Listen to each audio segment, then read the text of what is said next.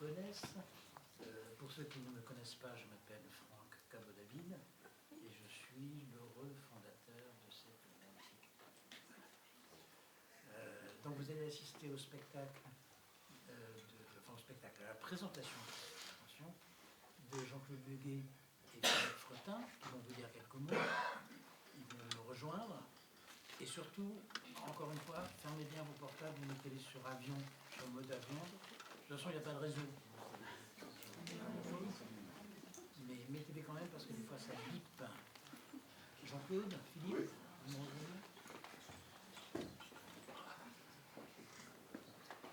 Philippe Fretin, Jean-Claude Leguet. Voilà. Ben, je vous laisse parler un petit peu du spectacle. Très peu. Oui, on va pas faire un grand discours. Pas spectacle d'ailleurs, pas spectacle. Non, étant donné qu'on est en milieu d'année, hein, c'est le premier semestre, donc on a surtout voulu privilégier une balade, un voyage à travers différents auteurs de toutes sortes. Pas mal d'auteurs contemporains, quelques auteurs classiques aussi. D'ailleurs, je vais vous les citer, ça ira plus vite. Alors nous aurons donc, nous pourrons voyager avec Bernard-Marie Coltès, Jean-Michel Ribes, Catherine Anne, Joël Pomerat, Rémi DeVos, Léonore et Confino, Aziz Chouaki, Thiago Rodriguez, Denis Kelly, et également quelques auteurs beaucoup moins connus, tels que Alfred de Musset, dit Musset, Henrik Ibsen, dit Ibsen, Eugène Labiche, dit Labiche, et un certain Jean-Baptiste Poquelin, dit Molière. Voilà. Je n'ai pas grand-chose à ajouter. Décor très sobre. Oui, minimaliste, théâtre d'école, minimaliste. Mais c'est revendiqué, hein. Teatro povero. Influence majeure. Voilà, merci.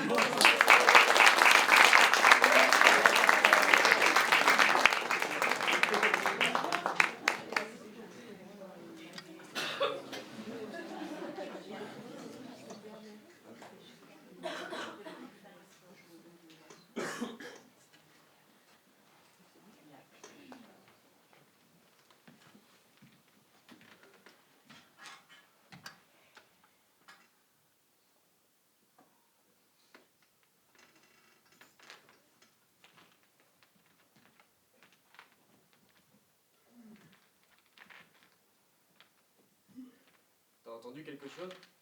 Non, rien du tout. Je n'entends jamais rien. T'as entendu quelque chose, toi? Non. Mais j'ai l'impression d'avoir entendu quelque chose. T'as entendu ou t'as pas entendu? Je l'ai pas entendu avec les oreilles, mais j'ai eu l'idée d'entendre quelque chose. L'idée sans les oreilles. Et toi, tu n'as jamais d'idée, c'est pour cela que tu n'entends jamais rien et que tu ne vois rien. J'entends rien parce qu'il n'y a rien à entendre et je vois rien parce qu'il n'y a rien à voir. Notre présence ici est inutile. D'ailleurs, pour ça qu'on finit toujours par s'engueuler. Inutile, complètement. Les fusils, les sirènes muettes, les yeux grands ouverts alors qu'à cette heure tout le monde a les yeux fermés. Je trouve ça inutile qu'on ait les yeux grands ouverts à ne fixer rien et les oreilles tendues à ne guetter rien. Alors qu'à cette heure, nos oreilles devraient écouter le bruit de notre univers intérieur et nos yeux contempler nos paysages intérieurs. Est-ce que tu crois aux univers intérieurs? Je crois qu'il n'est pas inutile qu'on soit là, pour empêcher les évasions. Mais il n'y a pas d'évasion ici. C'est impossible, la prison est trop moderne. Même un tout petit prisonnier ne pourrait pas s'évader. Même un prisonnier petit comme un rat. S'il passait les grandes grilles, il y en a après des plus fines, comme une passoire, et des plus fines ensuite, comme un tamis. Alors, il faudrait être fait de liquide pour pouvoir traverser. Et une main qui a poignardé ou un bras qui a étranglé ne peuvent pas être faits de liquide. Ah non, ils doivent au contraire devenir lourds et encombrants. Comment crois-tu qu'on puisse avoir l'idée de poignarder ou d'étrangler? L'idée d'abord et passer à l'action ensuite. Pur vice. Moi qui suis gardien depuis 6 années, j'ai toujours regardé les meurtriers en cherchant ce qui pouvait les différencier de moi. Gardien de prison, incapable de poignarder ou d'étrangler, incapable même d'en avoir l'idée. Eh ben, j'ai bien réfléchi J'ai cherché. Je les ai même regardés sous la douche parce qu'on m'a dit que c'était dans le sexe que se logeait l'instinct meurtrier. Eh ben j'en ai vu plus de 600. Aucun point commun entre eux. Il y en a des gros, il y en a des petits, il y en a des ronds, il y en a des pointus, il y en a des tout petits, il y en a des minces, et il y en a des énormes. Mais rien à tirer de cela. Pur vice, je te dis.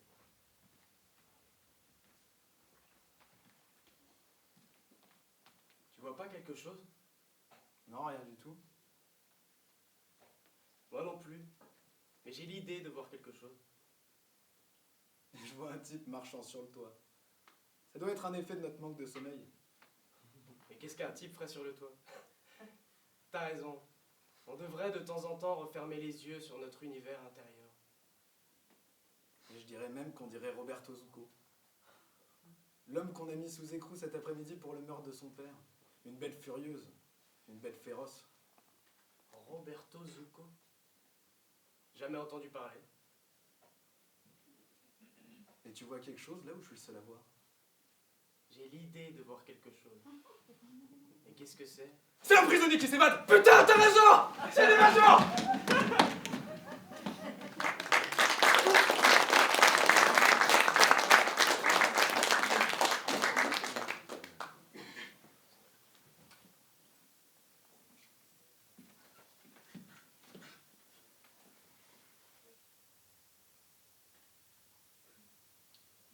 Ah, rencontre fâcheuse. Traître, tu n'avais pas dit qu'elle était ici elle-même. Monsieur, vous ne me l'avez pas demandé. Est-elle folle de n'avoir pas changé d'avis et de venir en ce lieu-ci avec son équipage de campagne?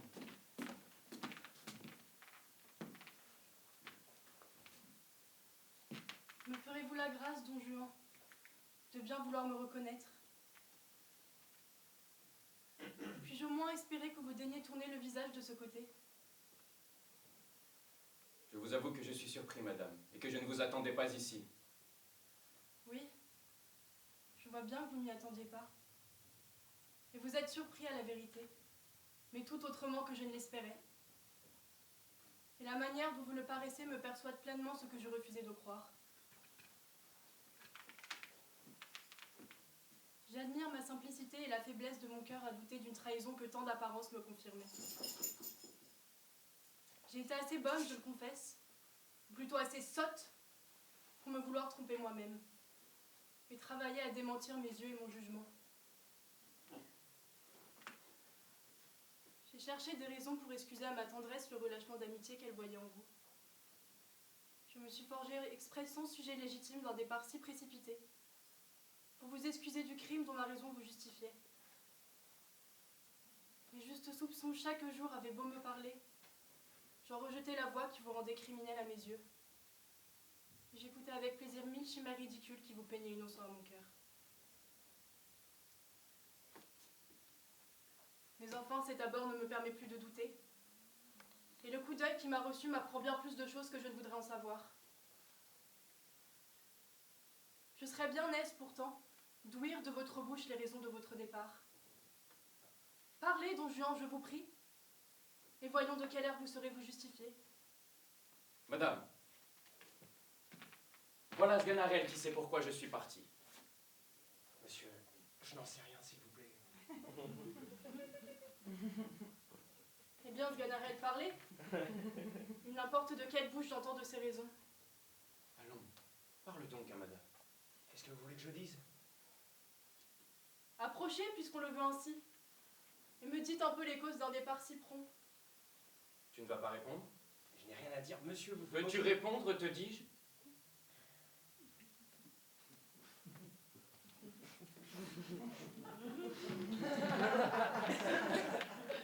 Madame. Quoi? Monsieur. Si. Madame. Alexandre, les conquérants et les autres mondes sont cause de notre départ. Voilà, monsieur, tout ce que je puis dire.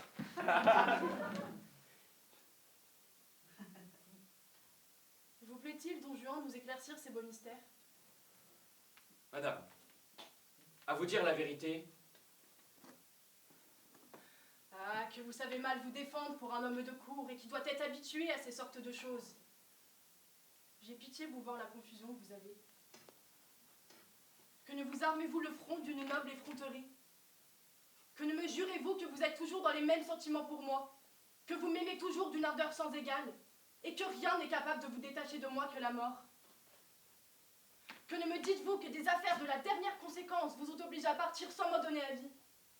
Qu'il faut que malgré vous, vous demeuriez ici quelque temps, et que je n'ai qu'à m'en retourner d'où je viens? Assurez que vos pas suivront les miens le plus tôt qu'il vous sera possible. Qu'il est certain que vous brûlez de me rejoindre et qu'éloigné de moi, vous souffrez ce que souffre un corps qui est séparé de son âme. Voilà comme il faut vous défendre et non pas être interdit comme vous êtes. Je vous avoue, madame, que je n'ai point le talent de dissimuler, et que je porte un cœur sincère.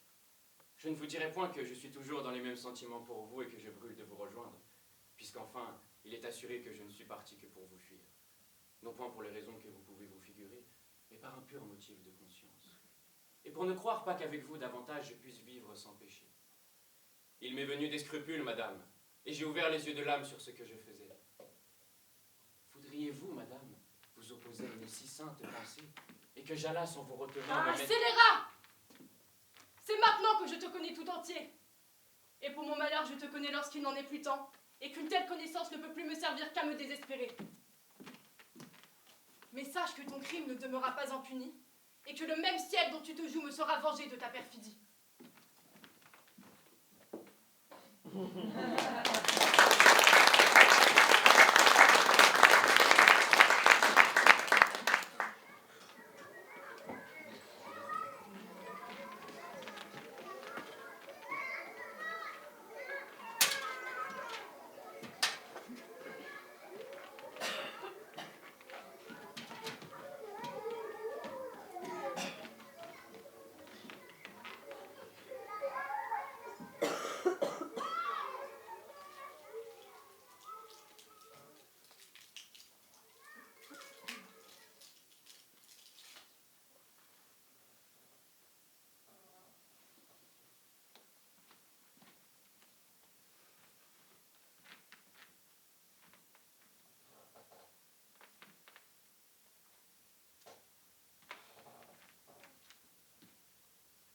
Cato! Cato!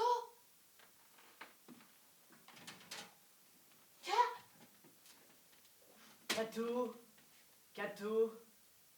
Et d'où venez-vous, madame la Carogne? À l'heure qu'il est, par le temps qu'il fait? D'où je viens? Ouvre-moi seulement et je te le dirai après. Oui? Ah, tu peux retourner coucher d'où tu viens. Ou si tu l'aimes mieux dans la rue. Je n'ouvre point à une coureuse comme toi. Comment diable être seul à l'heure qu'il est?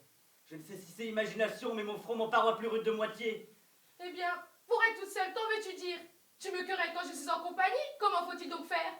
Il faut être retiré à la maison, donner ordre au souper, avoir soin du ménage et des enfants.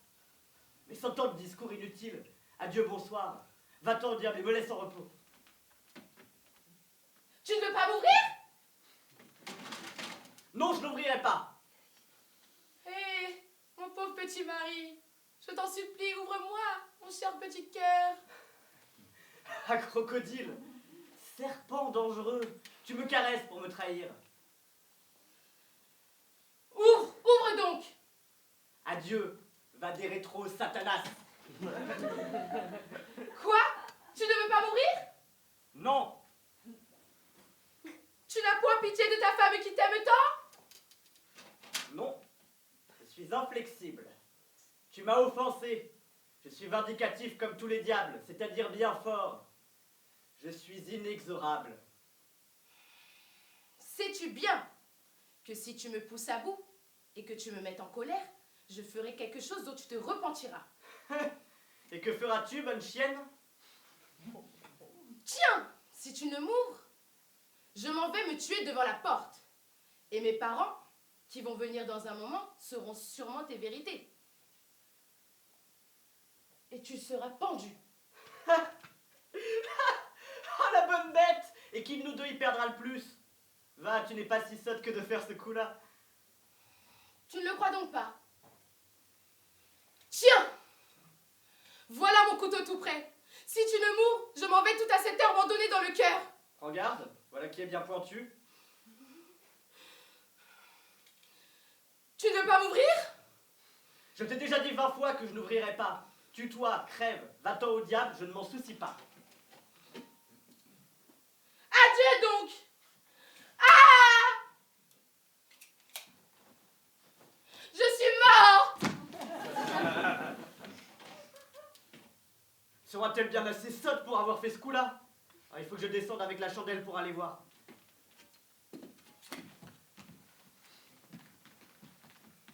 Il faut que je t'attrape. Si je peux entrer dans la maison subtilement, cependant que tu me chercheras, chacun aura bien son tour.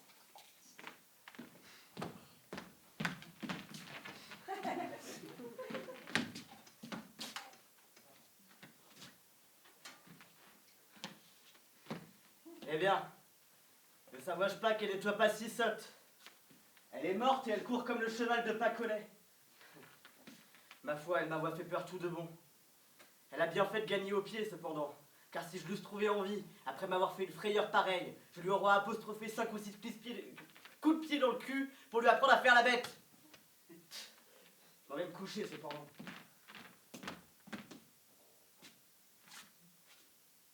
Je pense que le vent a fermé la porte. Cato! Cato! Cato! Cato! Eh bien, qu'a-t-elle fait, Cato? Et d'où venez-vous, monsieur l'ivrogne? Ah, vraiment, va! Mes parents qui vont venir dans un moment sauront tes vérités. Sac à vin infâme, tu ne bouges du cabaret. Et tu laisses une pauvre femme avec des petits-enfants, tout seul, à croquer le marmot tout le long du jour? Ouvre vite, diablesse, ou je te casserai la tête. Non!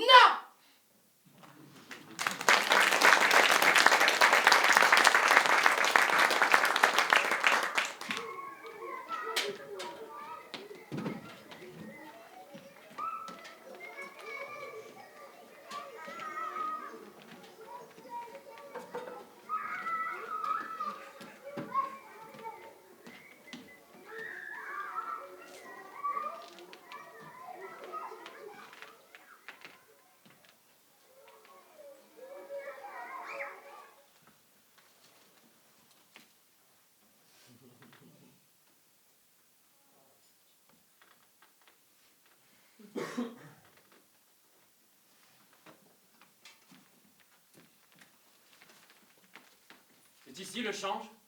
Bien sûr, monsieur. Que puis-je pour? Je voudrais changer d'opinion. Bien sûr, monsieur. Vous voulez changer d'opinion sur le monde en général? Sur les femmes? Le nucléaire? L'intégrisme dans l'islam? Non, non. Sur mon beau-frère. Sans problème, monsieur. Voilà. Je le trouve formidable. Ah. Mais vraiment formidable. Il est grand, blond, drôle. Il parle le kurde, le coréen, l'afghan. C'est un as du canoë-kayak. Bref, il m'épate. Et ça finit par m'étouffer un peu.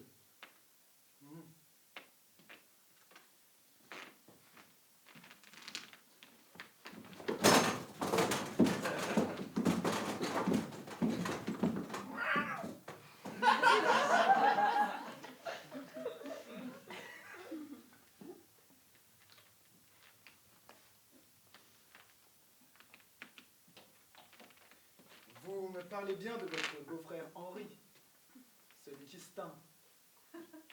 Quoi? Henri se teint? Remarquez, c'est normal. C'est ce que font la plupart des gens lorsqu'ils sortent de prison. Ils veulent une nouvelle tête.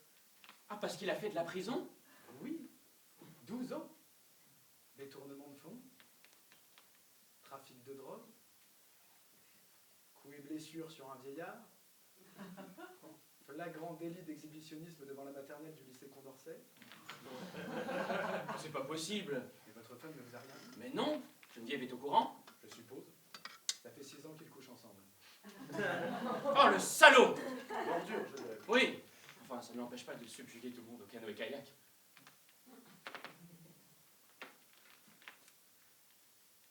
Ce n'est pas lui qui rame. C'est un nain caché au fond du bateau qui rame. Un nain dopé. Oh, le porc! Le porc! Je vous remercie de m'avoir ouvert si vite les yeux sur mon beau-frère. C'est mon métier.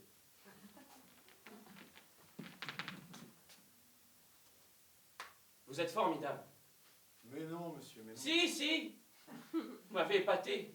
Vous êtes grand, élancé, intelligent, et je suis sûr que vous faites très bien de la planche à voile.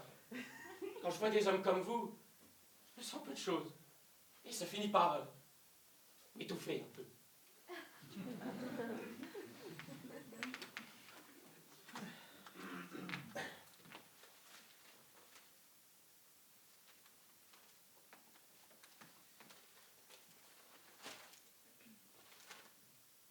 J'aurais peut-être dû lui dire que je me biture tous les soirs après le turbin.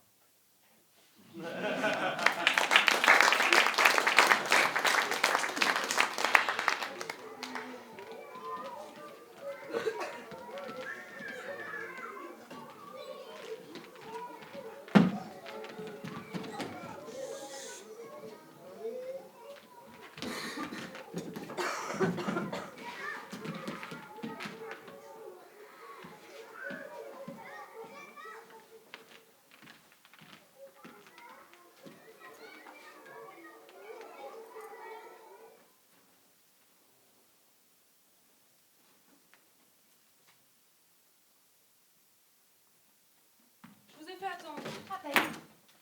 Excusez-moi. Bien sûr. J'ai l'habitude. D'habitude, Je veux dire, c'est pas la première fois la première fois. que j'attends, Ah, bien sûr. bien sûr. Je veux dire, ça arrive souvent avant un entretien de poireauter. Poireauté, comme vous y allez. Je dis pas ça pour aujourd'hui. Aujourd'hui, je dirais pas que j'ai poireauté, juste un peu attendu. 3/4 d'heure. Très agréable d'ailleurs. Votre couloir. Votre couloir, Agréable. Propre. point de vue professionnel. S'il vous plaît. J'ai relevé dans votre CV un emploi de technicienne de surface. Ah oui. Oui, oui, vous avez bien relevé. Après la naissance de mon fils, quand j'ai cherché, je n'ai trouvé que... Il n'y a pas de honte. Bien sûr. Au contraire. J'hésite toujours à laisser ça sur mon CV, c'est pas du tout en lien avec ma formation. Ah, ce n'est pas non plus du tout ce que nous cherchons. Tant mieux. Enfin oui, tant mieux. Vous avez exercé vos compétences dans plusieurs lieux prestigieux. Oui. Et puis, Et puis j'ai voulu me mettre à mon compte, travailler chez moi. Graphiste, c'est possible, alors j'ai investi dans du matériel. Au début, ça a marché. et puis, Et puis ça n'a plus marché. pourquoi? Les temps sont durs. À qui dites-vous? À vous? À moi? À vous? Ce n'était pas une question, plus une sorte d'expression, une approbation. À qui le dites-vous? Je sais plus ce que je disais. Les temps sont durs. À qui le dites-vous? C'est ce que vous me disiez. Les temps sont durs. Dur, sûr. Encore plus dur pour les indépendants. Et plus dur encore pour les indépendantes. Alors j'ai fini par vendre mon matériel. Aujourd'hui, je suis à nouveau motivée pour travailler en entreprise. À votre âge, revenir dans la course, il en faut du courage. Hein. Disons que j'en ai. J'aime mon travail. Je suis prête à mettre toutes mes compétences au service d'une entreprise. Très motivée. Vous entrez en compétition avec une flopée de jeunes gens tout frais sortis de formation. Ils n'ont pas mon expérience. Et ils maîtrisent les dernières technologies. Moi aussi. Je me suis toujours tenue sur la vague des innovations. Et côté rémunération, ces jeunes gens savent rester modestes.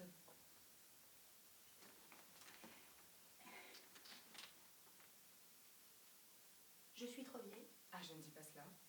Ma date de naissance est sur mon CV. Pourquoi cet entretien si je suis trop Vous vieille? n'êtes pas trop vieille. Et côté rémunération, Je saurais rester modeste.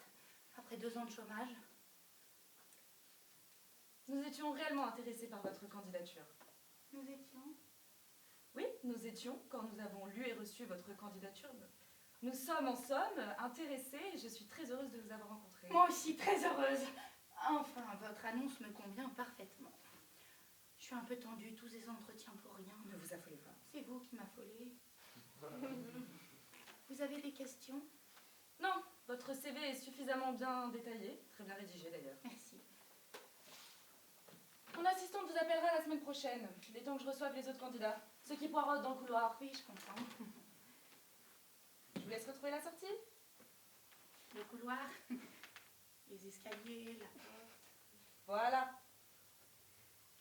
À bientôt peut-être. Au revoir. Au revoir.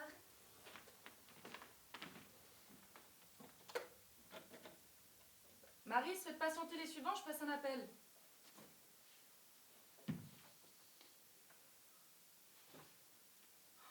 Mon amour! Au secours, une folle!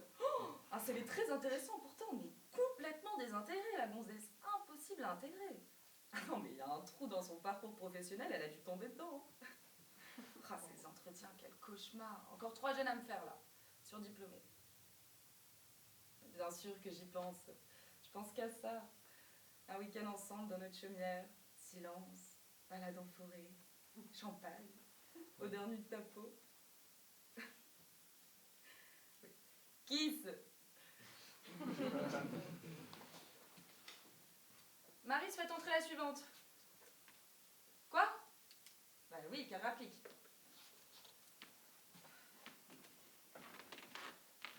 Il y a des jours.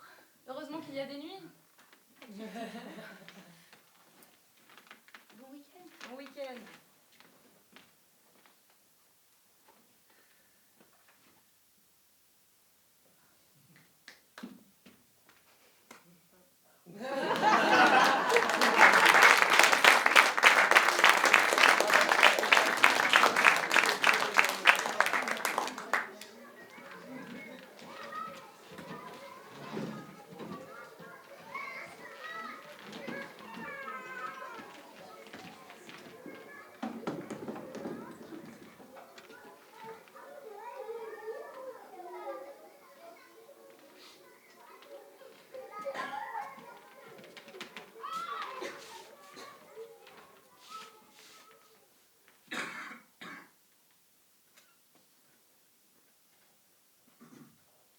Écoute, Annie, j'ai demandé à te parler parce qu'on m'a dit la situation. Et je me fais beaucoup de soucis. On m'a dit que tu persistes dans ta décision, c'est ça? Oui, c'est ça. Comment? Oui, c'est ça. Oui, c'est ça. Ça fait combien de temps qu'on se connaît tous les deux, Annie? 12 ans. 12 ans. Est-ce que t'as pas eu raison de me faire confiance jusque-là, depuis toutes ces années? Si. Si. Alors pourquoi est-ce que tu veux pas m'écouter aujourd'hui? Tu t'es fait avorter plusieurs fois déjà, dis-moi. Oui. Alors en quoi ce serait différent aujourd'hui? C'est différent. C'est différent? Qu'est-ce qui est différent? C'est mon bébé. C'est l'enfant de mon amour. C'est l'enfant de ton amour? Oui. C'est-à-dire? C'est l'enfant de Frédéric. C'est notre enfant. À moi et à Frédéric. Je t'en prie, Annie, tu sais très bien que tu ne pourras absolument pas compter sur cet individu. Et comment est-ce que tu ferais pour t'occuper seule d'un enfant? Dis-moi. Je me sens bien. J'ai de la joie et ça me donne de la force. Tu as de la joie? Oui. Tu as de la joie en ce moment à cause d'un dérèglement hormonal dû à ta grossesse. Mais ça va passer. Non. C'est l'amour. C'est l'amour? L'amour de qui? L'amour de Frédéric. Frédéric? Tu me parles encore de Frédéric? C'est quelqu'un qui a encore plus de problèmes que toi, Annie. Et qu'on a décidé de ne pas garder ici à cause de comportements totalement inqualifiables. Et il est sans doute à l'origine de ta grossesse. Mais c'est certainement pas un père sur qui tu pourrais compter. Réveille-toi, Annie. On s'aime, on est amoureux et j'attends son bébé. J'aimerais bien que tu arrêtes de me parler d'amour en rapport avec un individu pareil. Je l'ai pratiqué pendant des années, ton Frédéric. Moi aussi, je le connais. Je le connais très bien, même. Je l'ai vu se comporter au quotidien. Il est agressif au dernier degré. En plus d'être violent, on sait qu'il a essayé d'exploiter sexuellement plusieurs femmes du centre. On l'a même menacé de le dénoncer à la police. Oui, allô? Eh bien, j'ai changé d'avis. Je vous l'ai déjà dit, je m'en fous et puis c'est tout. Est-ce que je peux m'en aller? Mais non. On a une décision à prendre, Annie. Une décision grave et très importante. Pour toi, pour ton avenir. On le garde pas cet enfant. Frédéric et moi, on a décidé de le garder. Mais tu vois pas que tout le monde essaie de te parler? De te dire les choses? Y a pas que moi qui te parle comme ça. Tout le monde que tu connais te parle comme je suis en train de te parler là, en ce moment, avec les mêmes mots. Tout le monde te dit que tu vas foncer au devant d'une très grande tragédie, et que tu vas être malheureuse, que tu vas souffrir. Depuis que j'ai l'amour en moi, je me sens très heureuse. Mais ça n'existe pas, l'amour, Annie, merde, c'est des inventions. C'est dans la tête. L'amour, c'est comme un délire. C'est pas beau, l'amour, faut arrêter avec ces conneries. L'amour, ça fait faire plein de choses totalement insensées, dangereuses. La preuve, ça met en danger les individus. Tu mets ta vie gravement en danger, Annie. Tu es en danger. Non, je ne crois pas. Frédéric est fort, il nous protégera. Annie, tu es amoureuse d'un détraqué, hyper violent, dragueur compulsif, asocial, alcoolique. Pourquoi je me sens aussi heureuse? Ce qui se passe en toi, c'est une simple réaction neurochimique, Annie. Et c'est tout, rien de plus. Comme si tu t'étais prescrit un très bon antidépresseur. Peut-être que ton traitement actuel n'est pas bien adapté. On peut le modifier pour que tu te sentes mieux, sans avoir à te mettre des histoires aussi mielleuses dans la tête, te mettre dans des situations pareilles, des situations où tu te mets en danger. Je vous ai déjà dit d'arrêter de m'emmerder, vous champignons!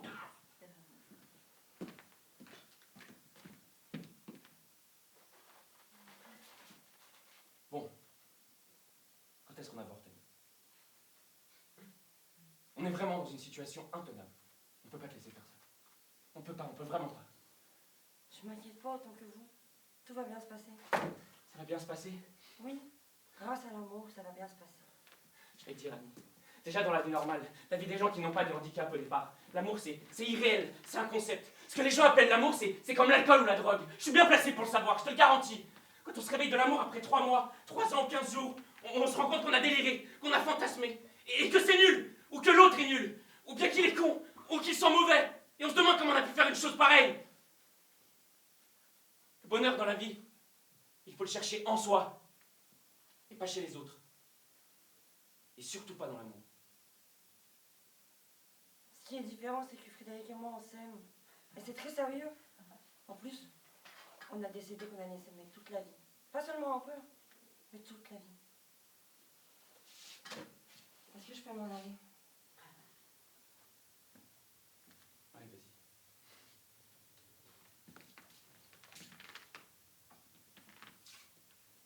Vous faites pas autant de soucis. Tout va bien se passer puisque je me sens heureuse.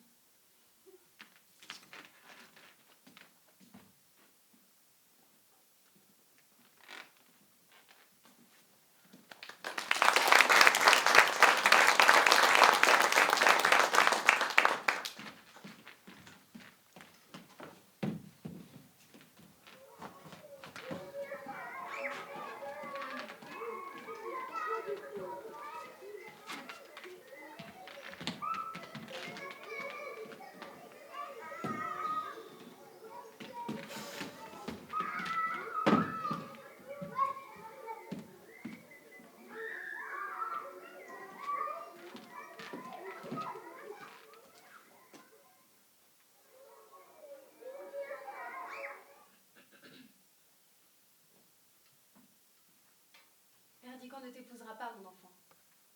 Hélas, je n'en sais rien. Tu l'aimes, pauvre fille. Il ne t'épousera pas. Et la preuve, je vais te la donner. Entre derrière ce rideau. Tu n'auras qu'à prêter l'oreille et à venir quand je t'appellerai.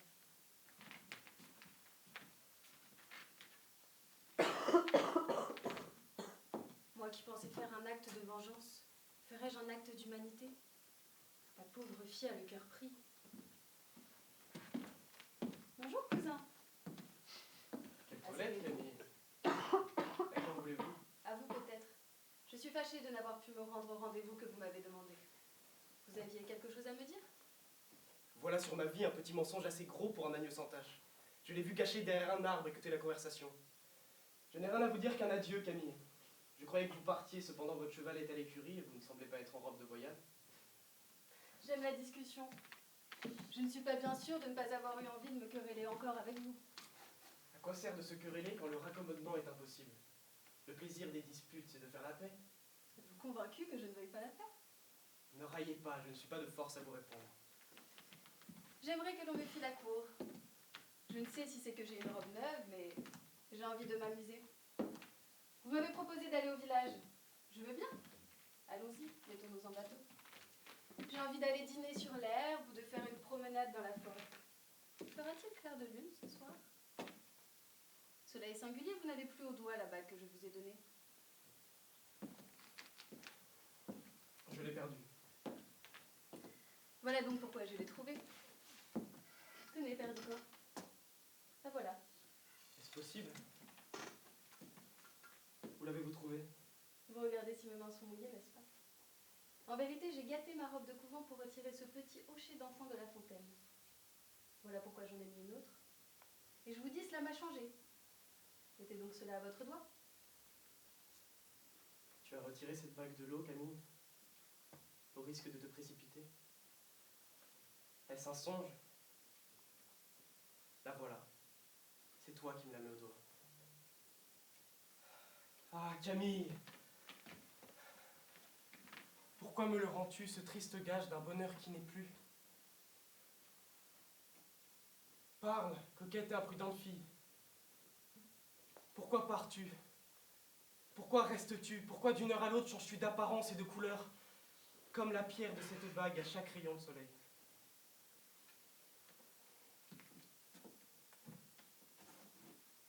Connaissez-vous le cœur des femmes, Père Vigan? Êtes-vous sûr de leur inconstance et savez-vous si elles changent réellement de pensée en changeant quelquefois de langage?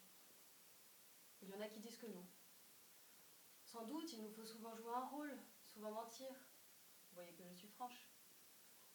Mais êtes-vous convaincu que tout monte dans une femme lorsque sa langue ment? Avez-vous bien réfléchi à la nature de cet être faible et violent, à la rigueur avec laquelle on le juge, aux principes qu'on lui impose? Et qui sait si, forcée à tromper par le monde, la tête de ce petit être sans cervelle ne peut pas y prendre plaisir et mentir parfois par folie, par passe-temps, comme elle ment par nécessité? Je n'entends rien à tout cela. Et je ne mens jamais. Je t'aime, Camille. Voilà tout ce que je sais. Vous dites que vous m'aimez et vous ne mentez jamais. Jamais. En voilà une qui dit pourtant que cela vous arrive quelquefois. Que répondrez-vous à cet enfant perdicant lorsqu'elle demandera compte de vos paroles? Si vous ne mentez jamais, d'où vient qu'elle s'est évanouie en vous entendant me dire que vous m'aimez? Je vous laisse avec elle. Tâchez de la faire revenir. Un instant, Camille, écoutez-moi. Que voulez-vous me dire? C'est à Rosette qu'il faut parler. Je ne vous aime pas, moi. Je n'ai pas été chercher par dépit cette pauvre enfant au fond de sa chaumière pour en faire un appât, un jouet. Je n'ai pas prononcé imprudemment devant elle des paroles brûlantes adressées à une autre. Je n'ai pas faim de jeter au vent pour elle le souvenir d'une amitié chérie. Je ne lui ai pas mis ma chaîne au cou. Je ne lui ai pas dit que je l'épouserais. Écoutez-moi. Écoutez-moi. N'as-tu pas souri tout à l'heure lorsque je t'ai dit que je n'avais pu me rendre à la fontaine? Eh bien oui, j'y étais et j'ai tout entendu. Mais Dieu m'en est témoin, je ne voudrais y avoir parlé comme toi. Que répondras-tu à cet enfant lorsqu'elle viendra avec tes baisers ardents sur les lèvres te montrer en pleurant la blessure que tu lui as faite? Tu as voulu te venger de moi, me punir d'une lettre adressée à mon couvent. Tu voulais à tout prix me lancer quelques traits qui pût m'atteindre et tu ne comptais sur rien que ta flèche empoisonnée traverse à cette pauvre enfant pourvu qu'elle me frappe pas derrière elle. Je m'étais vantée de t'avoir inspiré quelque amour, de te laisser quelques regrets. Cela t'a blessé dans ton noble orgueil. Eh bien, apprends-le de moi. Tu m'aimes, entends-tu? Mais tu épouseras cette fille ou tu n'es qu'un lâche. Oui, je l'épouserai. Et tu feras bien. Et bien mieux qu'en t'épousant toi-même. Qu'y a-t-il, Camille, qui t'échauffe si fort? Cet enfant s'est évanoui, nous la ferons bien revenir. Il ne faut pour cela qu'un flacon de vinaigre. Tu as voulu me prouver que j'avais menti une fois dans ma vie. Cela est possible. Mais je te trouve hardi de décider à quel instant. Viens, aide-moi à secourir Rosette.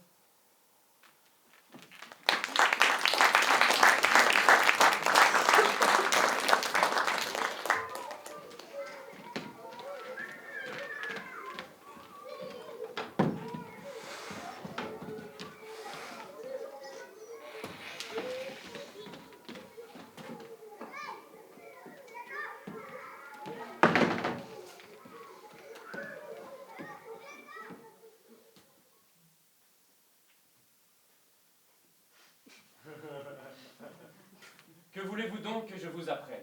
Apprenez-moi l'orthographe. Volontiers. Après, vous m'apprendrez l'almanach, pour savoir quand il y a de la lune et quand il y en a point. Soit. Pour bien suivre votre pensée et traiter cette matière en philosophe, il faut commencer selon l'ordre des choses, par une exacte connaissance de la nature des lettres et de la différente manière de les prononcer toutes. Et là-dessus, j'ai à vous dire que les lettres sont divisées en voyelles, ainsi dites voyelles, parce qu'elles expriment les voix, et en consonnes, ainsi appelées consonnes, parce qu'elles sonnent avec les voyelles et ne font que marquer les diverses articulations des voix. Il y a 5 voyelles, ou voix. A, E, I, O, U. J'entends tout cela. La voix A se forme en ouvrant fort la bouche. A. A.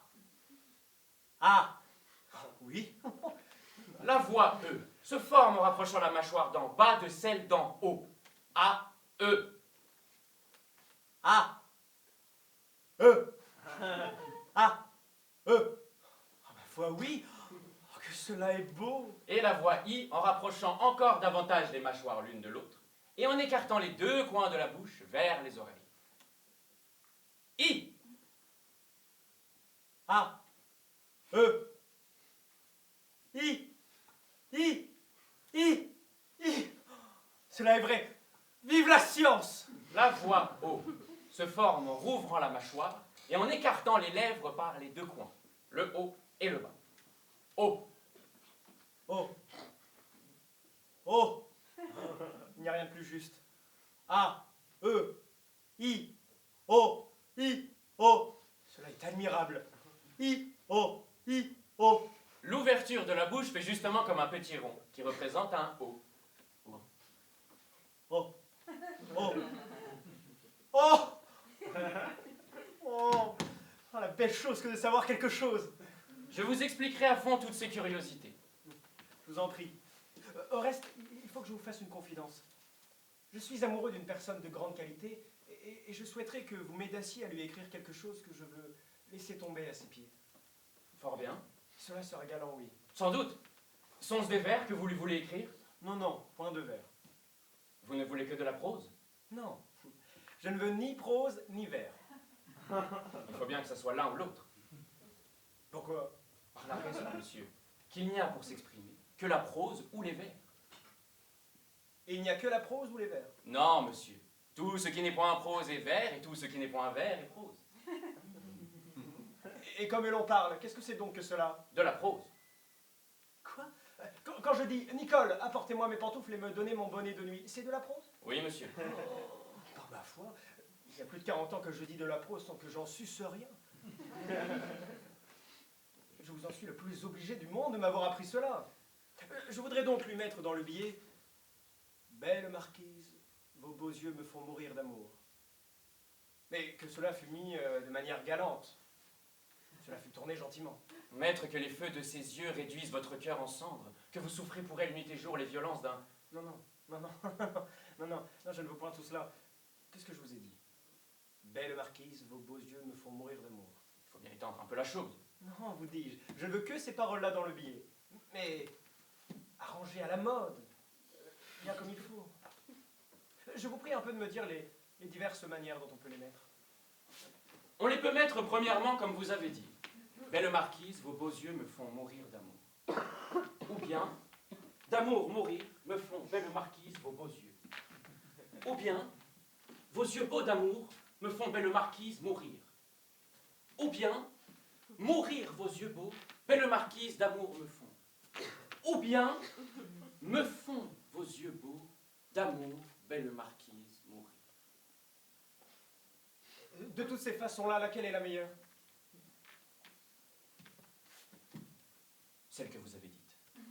Belle marquise, vos beaux yeux me font mourir d'amour. Cependant, je n'ai point étudié. J'ai fait tout cela du premier coup. Je vous remercie de tout mon cœur. Et vous prie de venir demain de bonne heure. Je n'y manquerai point.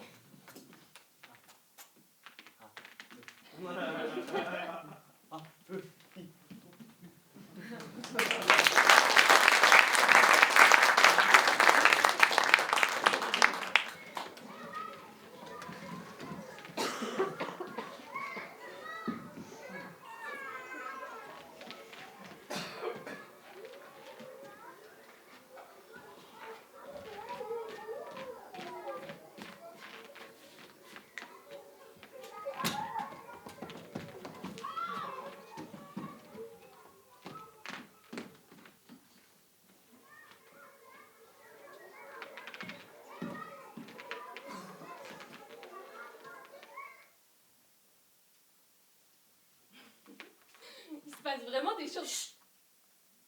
Puissance, gloire et luxure va bientôt commencer. Oh là là, encore de la pub. Ils savent que c'est un feuilleton à regarder. Puissance, gloire et luxure. Vous connaissez pas Puissance, gloire gloire et luxure? Ah non, Puissance, gloire et luxure. mais j'en ai jamais entendu parler. Vous voulez que je vois avant? Oh oui, j'adore qu'on raconte des histoires. Le dernier épisode alors. Allez-y. Je me demande si vous pourrez comprendre. Mais j'adore qu'on raconte des histoires, même quand je les comprends pas. C'est mon point faible avec les hommes d'ailleurs, et ils en profitent. J'aurais pas dû boire comme ça. Après, je me rends plus compte de rien.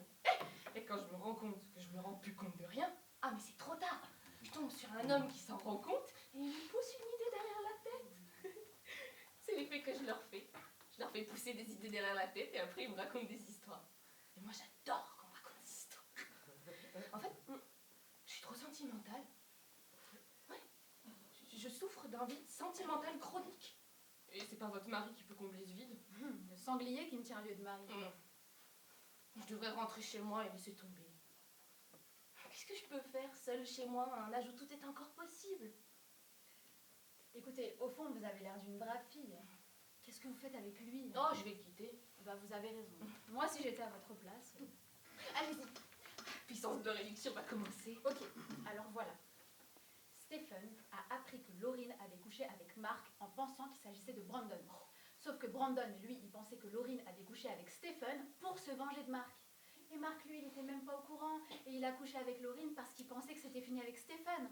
Donc là-dessus, Stephen a menacé Brandon d'aller tout répéter au père de Lauryn, sans savoir que lui-même entretenait une relation avec la mère de Mark, Brenda, et que Mark, l'ayant appris, menaçait de tout faire chanter. Si je rate le début, je comprends plus rien. Mais comment Brandon? Brandon, il pense qu'il vaut mieux ne rien dire. Et Lauryn sait que son père couche avec Brenda? Ah, bien sûr que non. Si elle venait à le savoir, Mark serait obligé de rompre. Avec Lauryn? Non, avec sa mère. Bah, puisqu'il le sait. Il sait quoi? Et que Brenda entretient une liaison avec le père de Lauryn? Lui, il le sait. Mais elle en sait rien, la pauvre petite. Elle est pas au courant. Là, son père s'est bien gardé de lui dire. Il avait une liaison avec la mère de Mark. Et elle ne le sait pas non plus du reste. Qui? Brenda, la mère de Mark. Brenda ne sait pas qu'elle entretient une liaison avec le père de Lauryn. Depuis son accident de voiture, elle est devenue amnésique. Le père de Lauryn a bien du mal à lui rappeler qu'ils couchent ensemble. Et comment Brandon le sait-il? Et ben, c'est lui qui conduisait la voiture. C'est dans la voiture que Brenda lui a tout avoué. Ils se disputaient parce qu'il voulait sortir avec elle. Avec Lauryn? Il faut dire qu'elle est... Non, ça c'était déjà fait. Oui. Il est sorti avec Lauryn, mais là il voulait sortir avec Brenda. Oh, dans la voiture. Il faut dire qu'elle est plutôt bien conservée pour son âge. Allez-y. Continuons. Je sais pas, allons-y. Ah oui. Alors en fait, je t'explique. Si elle avait su, Lauryn, que Brenda sortait avec son père, elle aurait jamais accepté de sortir avec Brandon parce qu'elle aurait appris par la même occasion qu'ils sont demi-frères et demi-sœurs. Lauryn et Brandon ont des liens de parenté. Le père de Brandon est aussi le père de Lauryn, suite à une ancienne liaison avec la mère de Lauryn. Et lui-même, il n'était pas au courant qu'il avait une fille avant que Stephen le lui apprenne. C'est dingue. Ouais, l'idée de manquer juste un épisode me donne des palpitations.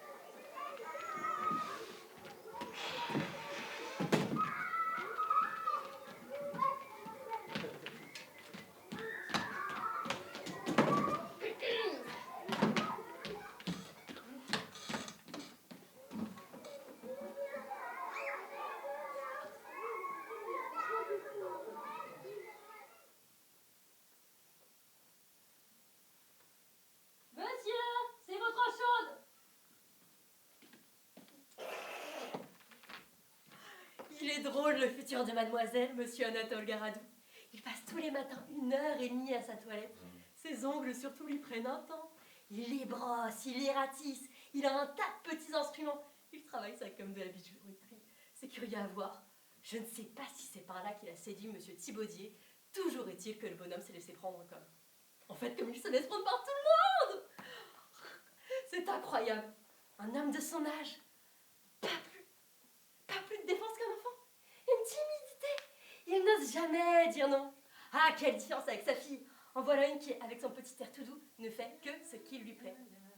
Ah, je l'entends. Elle revient de sa promenade du matin avec son petit panier à la main et une botte de fleurs dans ce panier. Annette! Vite, les vases de la cheminée! Voilà, mademoiselle.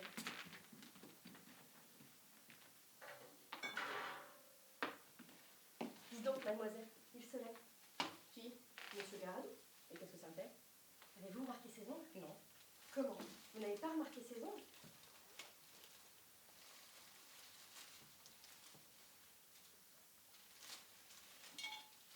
Ils sont comme ça. Mais l'autre jour, en voulant ouvrir la fenêtre, il en a cassé un. Voilà un grand malheur!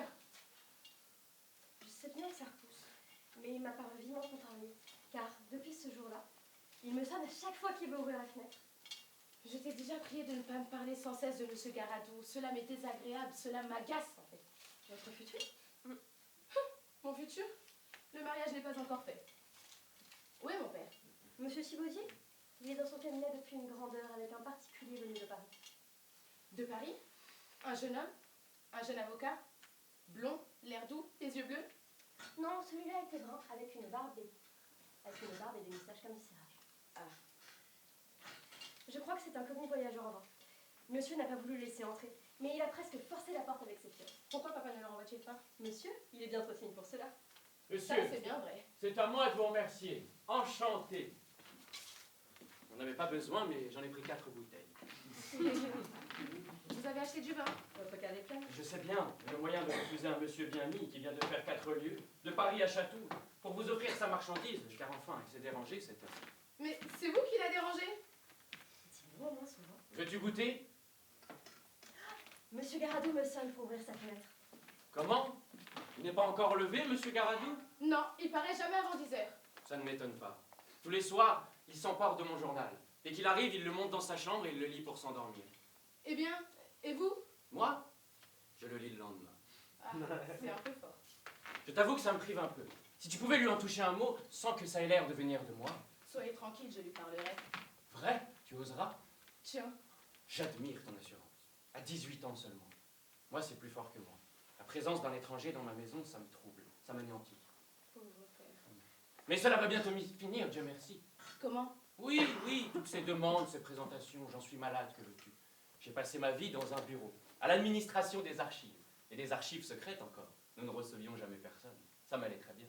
Voilà pourquoi je n'aime pas à causer avec les gens que je ne connais pas. Vous connaissez donc beaucoup monsieur Garadou? Pas du tout. Mais il m'a été recommandé par mon notaire, que je ne connais presque pas non plus d'ailleurs. Il s'est présenté carrément, nous avons causé pendant 2 heures, sans que j'ai eu la peine de faire les demandes et les réponses. Cela m'a mis tout de suite à mon aise. Et vous lui... Et apparemment, je lui ai accordé ta main, à ce qu'il m'a dit. Alors, il est venu s'installer ici depuis 15 jours, et aujourd'hui même, nous devons aller à la mairie pour faire les publications. Aujourd'hui? Je ne me mêle de rien, c'est lui qui décide de ça. Mais papa? Quoi? Est-ce qu'il vous plaît beaucoup, monsieur Garadou? Un charmant garçon qui a une facilité de parole. Il est veuf, je ne veux pas épouser un veuf. Eh bien, Mais si par hasard un autre prétendu se présentait? comment? Un autre prétendu? Encore des demandes, des entrevues? Ah non, non, non, non, non, non, non.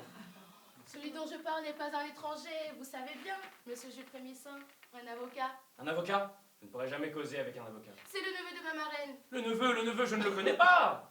Je croyais que ma marraine vous avait écrit. Il y a 3 mois, avant Garadou. Ce n'était qu'un projet en l'air. Et puisque monsieur n'a pas paru, c'est qu'il n'a pas pensé à toi. Oh si, papa, j'en suis sûre. Comment tu es sûr? Voyons, parle franchement. Que s'est-il passé? Oh, rien. Il ne m'a jamais parlé. Mais le jour de ce grand dîner que ma tante a donné pour sa fête et où vous n'avez pas voulu venir, Je n'aime pas les réunions où il y a du monde. j'étais à table près de monsieur Frémissant. Il rougissait, il ne faisait que des gaucheries. Je connais ça. Lesquelles? D'abord, il a cassé son verre. Ce n'est pas un symptôme, c'est une maladresse. Ensuite, quand je lui ai demandé à boire, il m'a passé la salière. Il est peut-être sourd. Oh non, papa, il n'est pas sourd. Il était troublé, voilà tout. Eh bien, Eh bien, pour qu'un jeune homme qui est avocat, qui parle en public, soit troublé à ce point, faut bien qu'il ait une raison. et cette raison, c'est qu'il t'aime?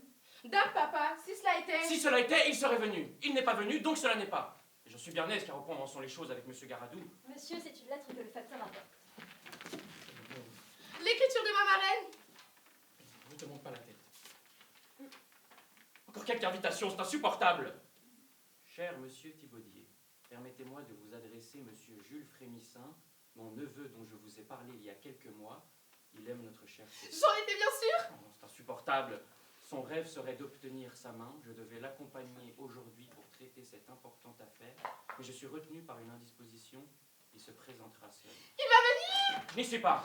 Mais papa. Oh, c'est impossible, j'ai donné ma parole à Garadou. Tu vas me lancer dans des difficultés. Je vous soutiendrai, papa. Mais qu'est-ce que tu veux que je devienne entre deux prétendus? Vous congédierez Monsieur Garadou? Moi? Oui.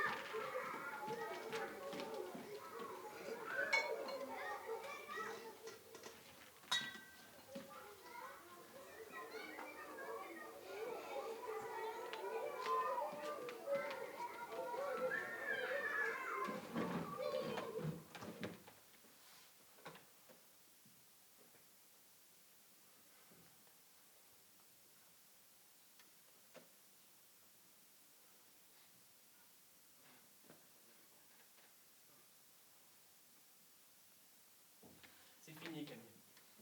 Ah non! C'est fini! Oui, c'est ce que je dis. Sauf que c'est moi qui te le dis. C'est fini, Camille. Je suis profondément désolée. Tu n'as pas été désolé, c'est moi qui te quitte. Tu vas pas me voler ça. Je vole rien, c'est... Si, il est en train de le faire, là. Il est en train de me voler ma rupture, putain. Pas du tout. Si. Tu peux pas t'en empêcher. Le je t'aime au tout début, pareil, tu me l'avais volé. Tu t'étais débrouillé pour le glisser juste avant moi. Tu m'avais volé mon moment de princesse. Ah, t'es très fort pour ça. Pour faire croire aux autres qu'ils sont seconds partout et tout le temps. Ok. Waouh. On appelle ça une névrose, Camille. C'est pas dramatique, mais faut que tu ailles voir quelqu'un pour arrêter de souffrir. C'est toi la névrose, t'es un kleptomane. Tu voles les moments importants aux autres. Surtout pas de voler quoi que ce soit, tu veux me quitter en premier, vas-y. C'est précisément ce qui s'est passé. Figure-toi, je l'ai décidé en premier. Très bien, c'est toi qui l'as décidé si tu veux. T'es la première, t'es une championne. Ça te convient? On est au clair? On est au clair.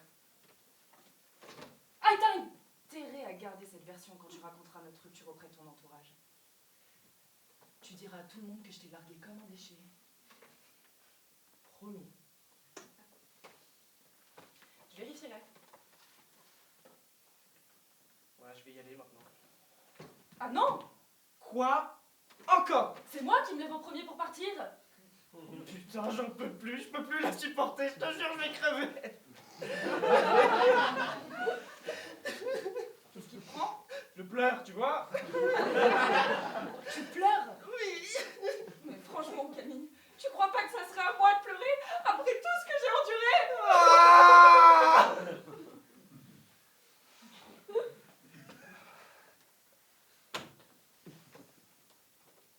Écoute, je vais te proposer quelque chose. On va se lever de nos chaises en même temps, lentement. On va rejoindre le comptoir juste ici, où on va régler l'addition bien équitablement, moitié et moitié. Ensuite, on va rejoindre la porte vitrée ensemble, côte à côte. On va poser un pied sur le trottoir dans une synchronicité parfaite.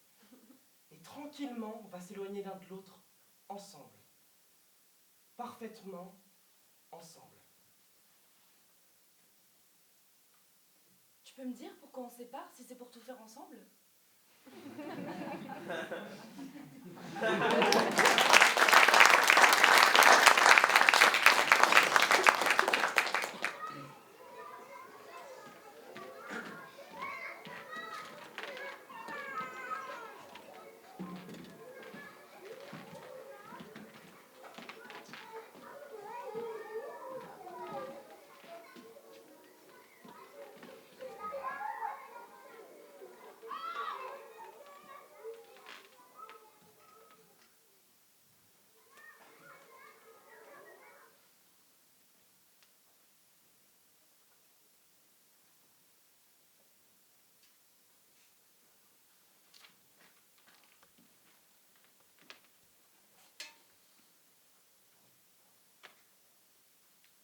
tu as? Tu t'es rhabillé, tu ne te couches pas?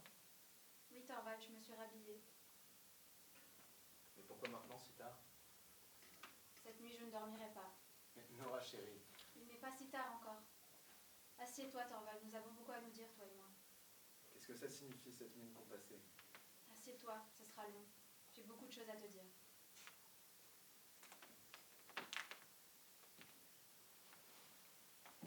Tu m'inquiètes Nora, je ne te comprends pas. Précisément. Tu ne me comprends pas. Et moi non plus, je ne t'ai jamais comprise avant ce soir. Ne m'interromps pas. Écoute ce que je te dis. Nous avons des comptes à régler, Thorvald. Comment cela, que veux-tu dire?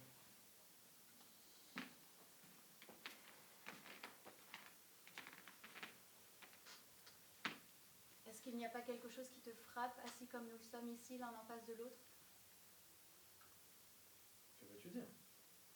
Il y a maintenant 8 ans que nous sommes mariés. Est-ce qu'il ne te vient pas à l'idée que c'est la première fois que toi et moi, mari et femme, nous parlons sérieusement ensemble? Sérieusement, oui. Qu'est-ce que cela veut dire? Pendant 8 longues années, et même davantage depuis le jour où nous avons fait connaissance, nous n'avons jamais échangé un propos sérieux sur un sujet sérieux. Aurais-je donc dû constamment t'initier à des soucis que tu n'aurais de toute façon pas pu m'aider à porter? Je ne parle pas de soucis. Je dis simplement que nous ne sommes jamais trouvés ensemble à aller au fond de quoi que ce soit. Mais Nora chérie, cela aurait été une occupation pour toi? Nous y voici. Tu ne m'as jamais comprise. On m'a fait grand tort, Thorvald. D'abord papa et puis toi. Quoi? Oui, Nous deux? Nous deux qui t'avons le plus aimé? Oui. Vous ne m'avez jamais aimé? Il vous a paru agréable d'être en adoration devant moi, voilà tout. Mais Nora, qu'est-ce que c'est que ces propos? C'est ainsi, Thorvald. Quand j'étais chez papa, il me faisait part de toutes ses opinions, donc je les partageais. Et puis si j'en avais d'autres, je les cachais parce que ça ne lui aurait pas plu. Il m'appelait sa petite poupée. Et il jouait avec moi comme moi je jouais avec mes petites poupées. Puis je suis venue dans ta maison. Tu as de bien drôles expressions pour parler de notre mariage. Je dis simplement que des mains de papa, je suis passée dans les tiennes. Tu as tout arrangé à ton goût, donc j'avais le même goût que toi. Ou alors j'ai fait semblant, je sais plus. J'ai vécu des pirouettes que je faisais pour toi, Thorvald. Et c'est ce que tu voulais, non? Toi et papa, vous avez commis un gros péché contre moi. Si je suis bonne à rien aujourd'hui, c'est vous qui en êtes coupable. Nora, tu es absurde et ingrate. N'as-tu pas été heureuse ici? Non. Tu n'as pas été heureuse? Non, je ne l'ai jamais été. Je l'ai cru, mais je ne l'ai jamais été. Tu n'as pas été heureuse ici? Non, j'ai été joyeuse. Voilà tout. Tu as toujours été gentil pour moi, mais notre foyer n'a jamais rien été d'autre qu'une cour de récréation. Ici, j'étais ton épouse poupée, tout comme j'étais l'enfant poupée de papa. Et mes enfants, à leur tour, ont été mes poupées. Je trouvais ça divertissant que tu me prennes et te mettes à jouer avec moi, comme eux trouvent divertissant que je me mette à jouer avec eux. Voilà ce qu'a été notre mariage, Thorvald.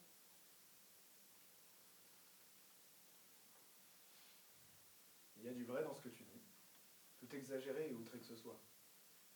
Mais dorénavant, cela changera. Le temps de la récréation est passé. Voici maintenant venir le temps de l'éducation. L'éducation de qui? La mienne ou celle des enfants? L'une et l'autre, ma Nora bien-aimée. Hélas, Thorvald, tu n'es pas homme à m'élever pour faire de moi l'épouse qu'il te faut. Et c'est toi qui dis cela? Et moi, comment suis-je préparée à élever des enfants? Nora, Ne l'as-tu pas dit toi-même il y a un moment? Cette mission, tu n'oses me la confier. c'était dans un instant d'irritation. Dois-tu en tenir compte maintenant? Si, c'était fort bien dit de ta part. C'est une tâche au-dessus de mes forces. Eh bien, il y en a une autre que je dois tâcher d'accomplir maintenant. Il faut que je veille à m'éduquer moi-même. Et cela, tu n'es pas homme à m'y aider. Il faut que je sois absolument seule pour le faire. C'est pourquoi maintenant, je vais te quitter. Qu'est-ce que tu as dit? Je vais partir d'ici tout de suite et Christine m'accueillera sûrement pour la nuit. Tu es folle, tu n'as pas le droit, je te l'interdis. Rien ne sert de m'interdire quoi que ce soit désormais. J'emporte ce qui m'appartient et de toi je ne veux rien, ni maintenant ni plus tard. Pauvre aveugle sans expérience. Il faut que je veille à acquérir de l'expérience, Thorvald. C'est révoltant. Peux-tu ainsi trahir tous tes devoirs les plus sacrés? Et que tiens-tu donc pour mes devoirs les plus sacrés? Ai-je vraiment besoin de te les dire? Est-ce que ce ne sont pas tes devoirs envers ton mari et tes enfants? Nora, tu es d'abord et avant tout mère et épouse. Cela, je ne le crois plus. Je pense que je suis d'abord et avant tout un être humain, au même titre que toi, ou en tout cas que je dois essayer de le devenir. Je sais bien que les gens te donneront raison et qu'on trouve ce genre de choses que dans les livres, mais je ne peux plus me contenter de ce que disent les gens et de ce qu'on trouve dans les livres. Tu parles comme une enfant qui ne comprend rien à la société dans laquelle elle vit. Non, je n'y comprends rien, mais je vais m'y mettre à présent. Il faut que je décide de qui a raison, de la société ou de moi. Tu es malade, Nora, tu as la fièvre un peu plus et je croirais que tu as perdu la raison. Je ne me suis jamais sentie aussi lucide et claire de moi que ce soir. Et c'est dans cette lucidité et cette assurance que tu abandonnes ton mari et tes enfants? Exactement.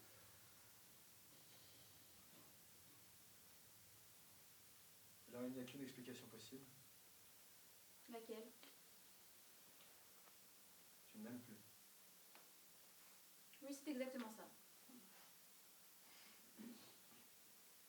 Peux-tu m'expliquer à quel moment j'ai perdu ton amour? Certainement. C'est ce soir quand le miracle n'est pas venu. J'étais persuadée que tu t'avancerais, te chargerais de tout et dirais « c'est moi le coupable ». Et quand ton épouvante a été passée, épouvante non pour ce qui me menaçait moi, mais pour ce à quoi toi tu étais exposé, quand ce danger est passé, tu as tout oublié. Je suis redevenue ta petite alouette, ta petite poupée, que désormais tu porterais 2 fois plus prudemment puisqu'elle était si fragile et si délicate. Et à ce moment-là, Thorvald, m'est venue l'idée que pendant 8 ans, j'avais vécu ici avec un étranger et que j'avais eu 3 enfants.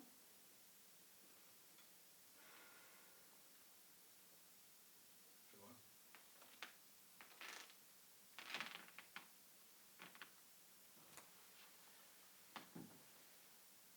Je vois. Assurément, un abîme s'est creusé entre nous. Et Nora, ne pourrions-nous pas le combler? Telle que je suis, je ne suis pas une femme pour toi.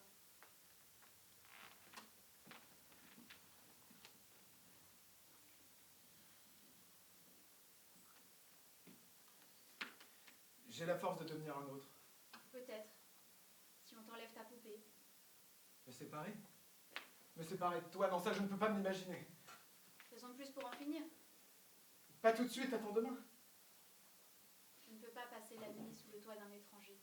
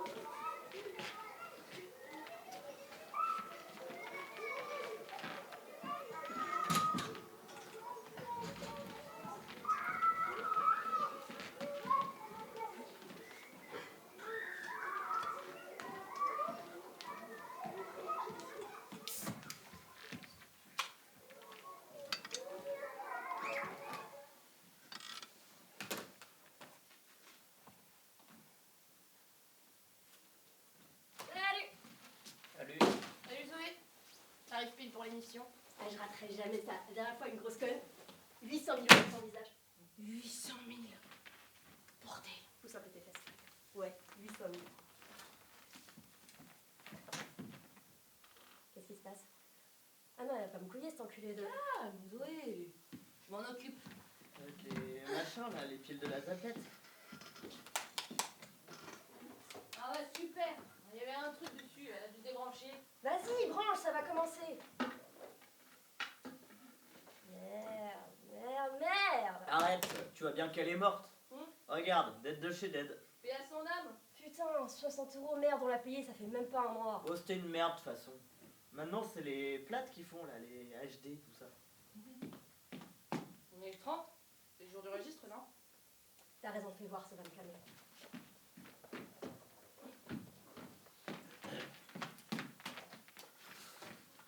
C'est moi ou la lumière vient de baisser? Rien noté. Putain, j'y vais plus dalle. Bon, voyons voir. On reprend depuis le début du mois? Ok, t'as raison, ce sera plus simple pour tout le monde. Plutôt, on fait le compte d'aujourd'hui et on reprend depuis le début du mois. Sprite, on commence par toi. Alors, j'ai acheté une baguette, 6 œufs, une bouteille de lait et un tournevis. 12 euros. Combien le tournevis? 6 euros. Quoi? 6 euros? Un tournevis? Pour 6 euros, t'as un big menu au fat. Et chez Emmaüs, je près de la gare. Tu la prends même pas 1 euro le tournevis. Ouais, mais celui-là, il est ergonomique. Ergonomique. Ah, il tient bien dans la main, quoi. Le truc américain, tu sais, les petits boules en plastoc, ça agrippe bien. Ils viennent glander quoi ici, les Américains? Bah rien, juste ils font du bon truc, non? Ils chient la planète, les Américains. Voilà ce qu'ils font. Moi, je trouve qu'ils font les deux. Bah, ils font de bons trucs et ils chient sur le monde, ça raccord. Tu l'as acheté pourquoi ton tournevis? Pour la porte du placard, tu sais, pendouille. J'ai réparé il y a 2 jours. Ah bon? Avec un couteau. Putain, Sprite. Bah, un peu de synchro, quoi, merde. Il y a du laisser aller, là. T'as besoin d'un point de vue de la solidarité. Lâche, Momo, tu veux. T'as acheté quoi, toi? Des ampoules pour les chiottes et la cuisine. 2 packs de lait. Un pack de bière. Ça fait 6 piles, 2 chacun.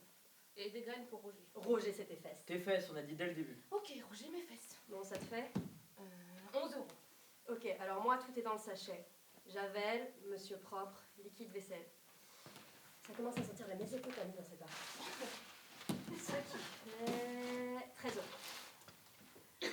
Donc, Sprite 12 euros, toi Momo 11, et moi 13, ce qui nous donne du... Attends... 36 euros pour aujourd'hui. Exact. On a le loyer au plus, les gars, 127 euros faut acquis avant lundi. Sinon, les keufs et tout, plus les factures. Oh putain, faut qu'on grouille pour l'électricité. C'est la 3e sommation ce mois-ci. Sinon, Oui, bon, l'eau, l'électricité, plus petite broutille, c'est pif 160 euros par thème, monsieur, dame. Moi, je les ai, j'ai touché un peu ce matin. Et toi, Momo? samedi, je touche un peu, je pourrais. Sprite?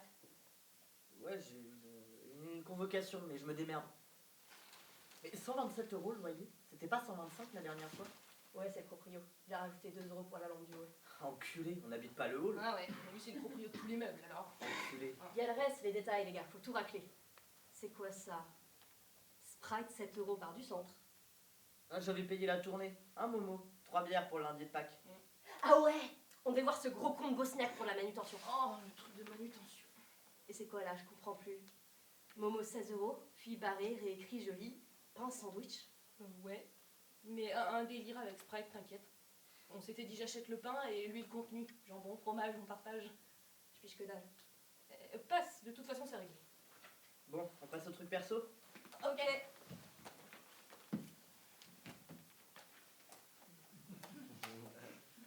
Alors, Zoé, t'as fumé 3 clopes de Montana dans le mois. Toi, Momo, 6.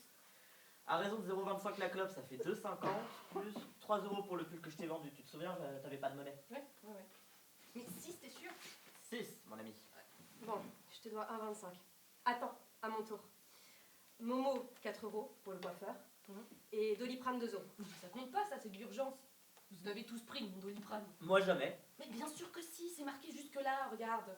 T'en as pris 2 comprimés et Zoé 3. Ça fait quasiment toute la boîte, donc ça compte pas. Ok, alors on met les médocs avec les trucs de la baraque et les produits d'entretien avec les ampoules, d'accord? Ok.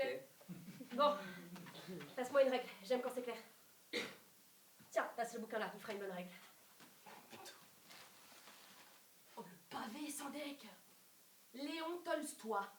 Guerre et paix. Napoléon se tourna à gauche et remarqua le prince Andry, qui était étendu avec la hampe de l'étendard à ses côtés.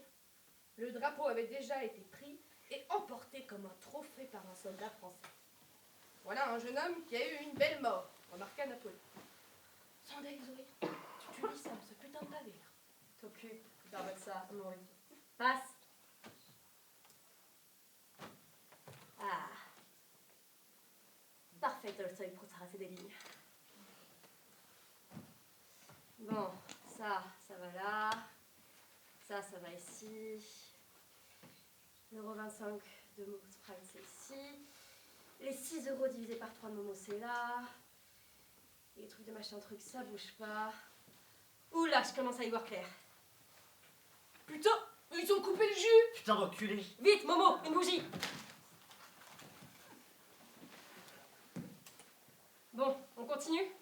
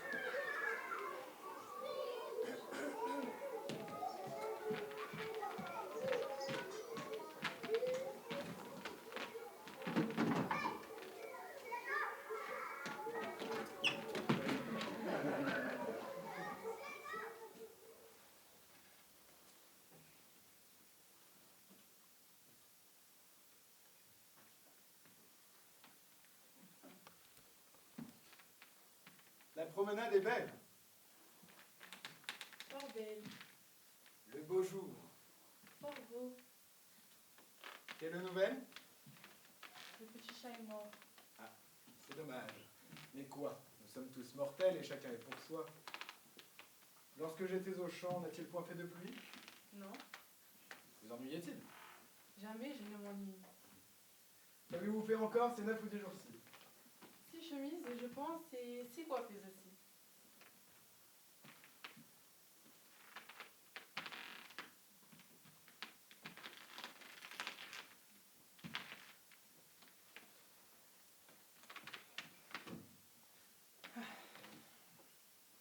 Le monde, chère Agnès, est une étrange chose. Voyez la médisance et comme chacun cause. Quelques voisins m'ont dit qu'un jeune homme inconnu était en mon absence à la maison venue, que vous aviez souffert sa vue et ses harangues. Je n'ai point pris foi sur ces méchantes langues et j'ai voulu gager que c'était faussement. Mon Dieu, ne gâchez pas. Vous perdriez vraiment. Quoi, c'est la vérité qu'un homme? Chose sûre. Il n'a presque bougé de chez nous, je vous jure.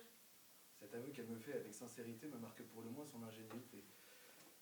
Mais il me semble, Agnès, si ma mémoire est bonne, que j'avais défendu que vous vissiez personne. Oui, mais quand je l'ai vu, vous ignorez pourquoi.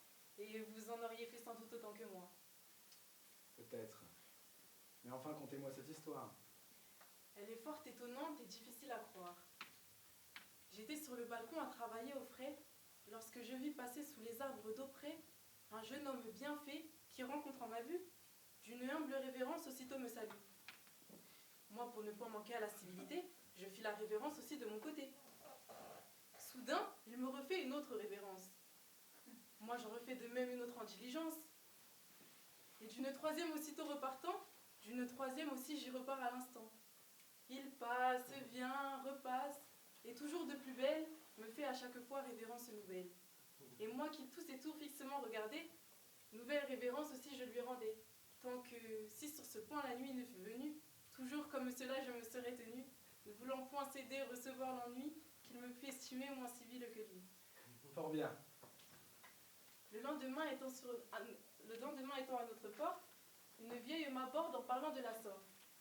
Mon enfant, le bon Dieu puisse-t-il vous bénir et dans tous vos attraits longtemps vous maintenir. Il ne vous a pas fait une belle personne afin de mal user des choses qu'il vous donne. Mais vous devez savoir que vous avez blessé un cœur qui, de s'en plaindre, est aujourd'hui forcé. Au suppôt de 7 ans, exécrable damné. Moi, j'ai blessé quelqu'un, fis-je tout étonné. Oui, dit-elle, blessé, mais blessé tout de bon. Et c'est l'homme qui hier vous vîtes du balcon. Hélas, qui pourrait, dis-je, en avoir été cause? Sur lui, sans y penser, puis-je choir quelque chose? Non, dit-elle, vos yeux ont fait ce coup fatal, et c'est de leur regard qu'est venu tout son mal. Mon Dieu, ma surprise est fige, 100 secondes. Mes yeux ont-ils du mal pour en donner au monde? Oui, fit-elle, vos yeux pour causer le trépas, ma fille, ont un venin que vous ne savez pas. En un mot, il languit le pauvre misérable, et s'il faut poursuivre la vieille charitable, que votre cruauté lui refuse un secours, c'est un homme à porter en terre dans 2 jours. Mon Dieu, j'en aurais dit une douleur bien grande. Mais pour le secourir, qu'est-ce qu'il me demande? Mon enfant, me dit-elle, il ne veut obtenir que le bien de vous voir et vous entretenir. Vos yeux peuvent eux seuls empêcher sa ruine, et du mal qu'ils ont fait être la médecine. Hélas, volontiers, dis-je. Et puisqu'il est ainsi, il peut tant qu'il voudra me venir voir ici. Sorcière maudite empoisonneuse aux dames, puis cela en faire payer tes charitables trames. Voilà comme il me vit et reçut guérison.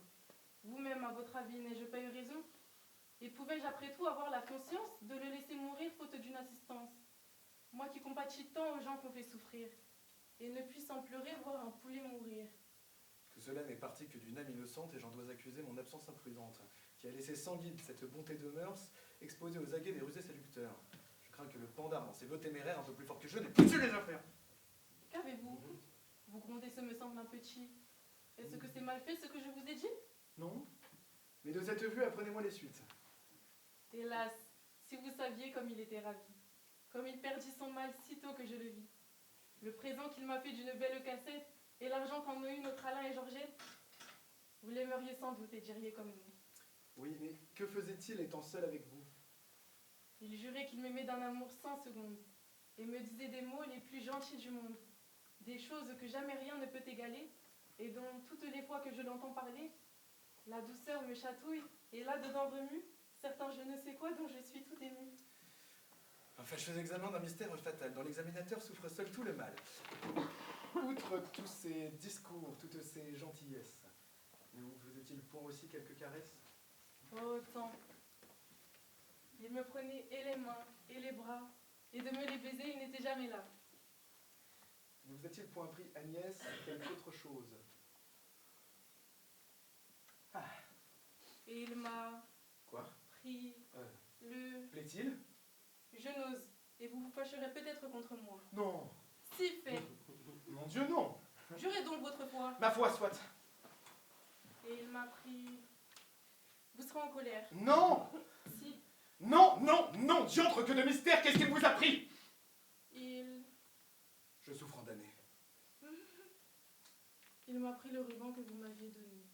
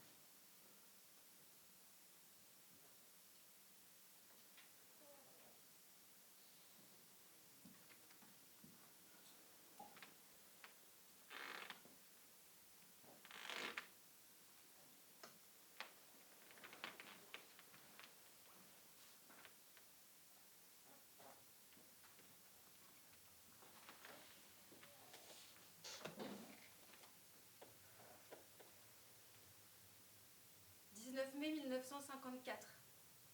C'est l'aube, pleine lune. J'ai réveillé ma fille aînée pour lui demander d'écrire cette lettre, car je ne sais pas écrire. Mon fils dort dans mes bras. C'est moi. Tu te rends compte? Je fais cette taille-là dans les bras de ma mère. Mon fils dort dans mes bras, et moi je m'exprime du mieux possible. La main de ma fille dessine ma voix sur une feuille de papier que vous lirez un jour.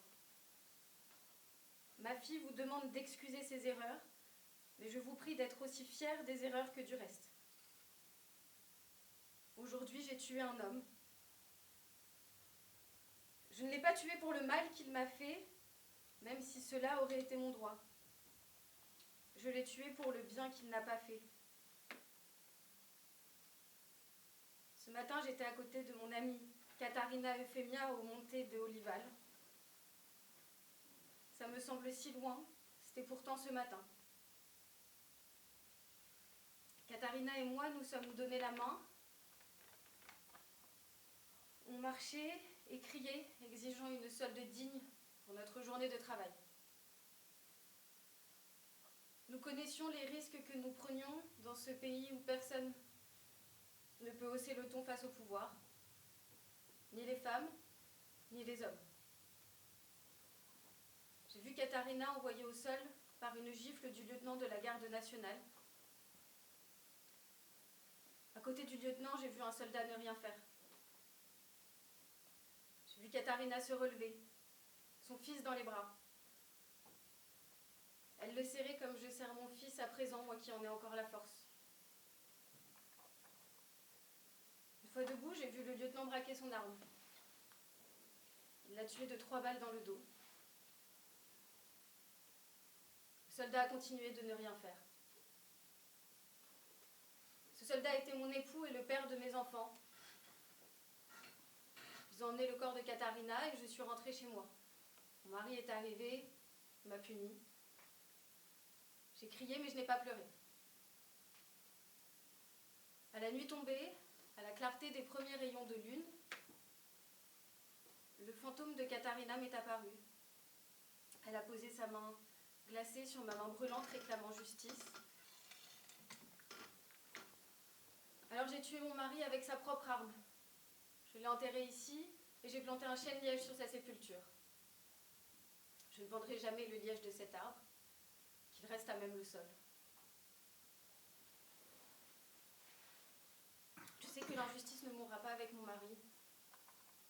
À l'instant même, je sens la main de Katharina. Elle est si glacée, elle reste posée sur la mienne, tachée de terre. Je le promets, tous les ans, même si cela ne dure qu'un jour, je serai rebelle en son nom. Je le promets, tous les ans. Le jour où ils ont assassiné ma Katharina, un fasciste tombera pour n'avoir rien fait en regardant une femme tomber. Ceux qui appuient sur la détente portent une plus lourde charge. La justice les punira peut-être. Les complices volent léger comme des hirondelles. Pas une femme assassinée ne sera oubliée, pas un complice ne sera pardonné. J'attends la même chose de vous. À compter de ce jour, vous qui êtes nés de mon sang, vous serez Katharina. Que vous soyez fille, vous serez Katharina. Que vous soyez garçon, comme ce petit que je tiens dans les bras, vous serez Katharina. Pour les autres, vous aurez des noms, des vies, des métiers différents. Dans cette maison, vous serez toutes Katharina, toutes des femmes, toutes des journalières, toutes des rebelles. C'est pourquoi je vous dédie cette lettre aux filles de mes filles et à leurs propres filles. Aux filles de celles-ci et à toutes celles qui suivront. Je ne vous connaîtrai pas toutes. Et je vous confie mon sang, mon secret et cette maison. Que cet héritage puisse servir à ne jamais vous taire devant l'injustice. Si cela est nécessaire, n'hésitez jamais à faire le mal pour pratiquer le bien. Il y a beaucoup d'endroits où planter des chênes-lièges. Si un fantôme vous touche de sa main glacée, faites justice pour l'amour de moi, votre sang. Très bien, ma chèvre.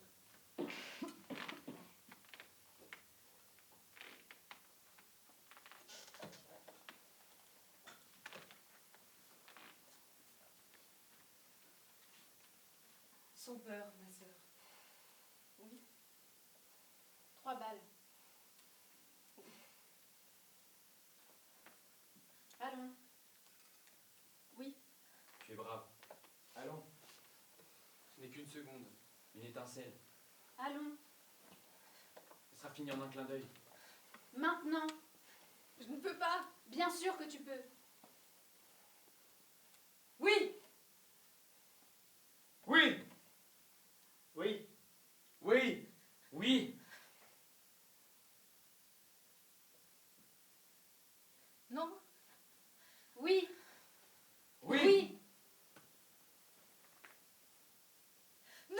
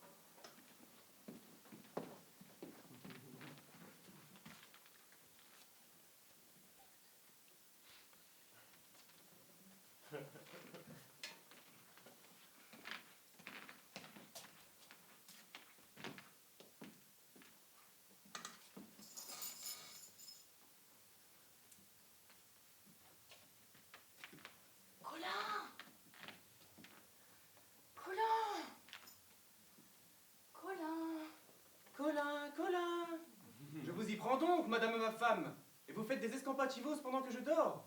Je suis bien aise de cela, de vous voir dehors à l'heure qu'il est. Eh bien, quel grand malaise qu'il y a à prendre le frais la nuit. Oui, l'heure est bonne à prendre le frais, c'est bien plutôt le chaud, madame la coquine. Nous savons toute l'intrigue du rendez-vous du damoiseau.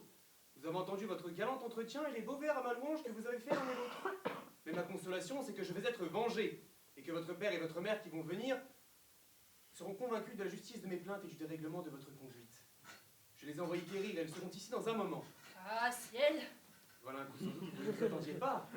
C'est maintenant que je triomphe et je dois mettre à bas votre orgueil et détruire vos artifices. Jusqu'ici, vous avez joué mes accusations, ébloui vos parents et plâtré vos malversations. J'ai eu beau voir et beau dire, et toujours votre adresse l'a emporté sur mon bon droit, et toujours vous avez trouvé le moyen d'avoir raison. Mais à cette fois, Dieu merci, les choses vont être éclaircies, et votre effronterie sera pleinement confondue. Et je vous prie, faites-moi ouvrir la porte. Ah non, non. Il faut attendre la venue de ceux que j'ai mandés, et je veux qu'ils vous trouvent dehors à la belle heure qu'il est. En attendant, songez si vous voulez à chercher dans votre tête quelques nouveaux détours pour vous tirer de cette affaire. Le pauvre petit mari, je vous en conjure. Oh, mon pauvre petit mari. Je suis votre pauvre petit mari maintenant, parce que vous vous sentez prise. Je suis bien aise de cela. Vous ne vous étiez jamais avisé de me dire de ces douceurs. Tenez, je vous promets de ne plus vous donner aucun sujet de déplaisir. Tout cela n'est rien. Je ne veux point perdre cette affaire. Il m'importe qu'on soit éclairci une fois à fond de vos déportements. Laissez-moi vous dire. Je vous demande un moment d'audience. Eh bien, quoi? Il est vrai que j'ai failli. Je vous l'avoue encore une fois. Et que votre ressentiment est juste. Que j'ai pris le temps de sortir pendant que vous dormiez. Et que cette sortie était un rendez-vous que j'avais donné à la personne que vous dites. Mais enfin, ce sont des actions que vous devez pardonner à mon âge. Les emportements d'une jeune personne qui n'a encore rien vu et ne fait que d'entrer au monde. Des libertés où l'on s'abandonne sans y voir de mal et qui, sans doute, dans le fond, n'ont rien vu. Oui, vous le dites, et ce sont de ces choses qui ont besoin qu'on les croie pieusement. Je ne veux point par là m'excuser d'être coupable envers vous, et je vous prie seulement d'oublier une offense dont je vous demande pardon de tout cœur. Et de m'épargner en cette rencontre le déplaisir que pourraient me causer les reproches fâcheux de mon père et de ma mère. Si vous m'accordez généreusement cette grâce que je vous demande, ce procédé obligeant, cette bonté que vous me ferez voir me gagnera entièrement. Oui, je vous promets que vous m'allez voir désormais la meilleure femme du monde, et que je vous témoignerai tant d'amitié que vous en serez satisfait. Ah, crocodile qui flatte les gens pour les étrangler. Accordez-moi cette faveur. Point d'affaire, je suis inexorable. Montrez-vous généreux. Non. De grâce. Point. Je vous en conjure de tout mon cœur. Ah, non, non, non. Je veux qu'on soit détrompé de vous et que votre confusion éclate. Eh bien, si vous me réduisez au désespoir, je vous avertis qu'une femme en cet état est capable de tout, et que je ferai quelque chose dont vous vous repentirez ensuite. Et que ferez-vous, s'il vous plaît? Mon cœur se portera jusqu'aux extrêmes résolutions. Et de ce couteau que voilà, je me tuerai sur la place. À la bonne heure. Pas tant à la bonne heure que vous croyez. On sait de tous côtés nos différends et les chagrins perpétuels que vous concevez contre moi. Lorsqu'on me trouvera morte, il n'y aura personne qui remette en cause que ce soit vous qui m'aurez tuée. Et mes parents ne sont assurément pas gens à laisser cette mort impunie. Ils en feront sur votre personne toute la punition possible et imaginable. C'est par là que je trouverai moyen de me venger de vous. Et je suis certainement pas la première personne qui ait su recourir à de pareilles vengeances pour perdre ceux qui ont la cruauté de nous pousser à la dernière extrémité. Je suis votre valet. On ne s'avise plus de se tuer soi-même, et la bonne en est passée il y a longtemps. C'est quelque chose dont vous pouvez vous tenir sûr. Et si vous persistez dans votre refus, si vous ne me faites ouvrir, je vous jure que tout à l'heure, je vais vous faire voir jusqu'où peut aller la résolution d'une personne qu'on pousse au désespoir. Bagatelle, bagatelle, c'est pour me faire peur. Eh bien, puisqu'il le faut, voilà qui nous contentera tous deux, et vous montrera si je me moque. C'en est fait. Fasse au ciel que ma mort soit vengée, et que celui qui en est la cause reçoive le juste châtiment de la dureté qu'il a eu pour moi. Ouais. Serait-elle bien si malicieuse que de s'être tuée pour me faire pendre? Prenons un bout de chandelle pour aller voir.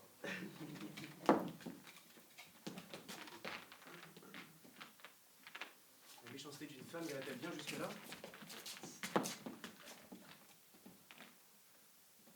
Il n'y a personne. Mais je m'en étais bien douté, la pandarde s'est retirée. Voyant qu'elle ne gagnait pas après moi, ni par prière, ni par menace.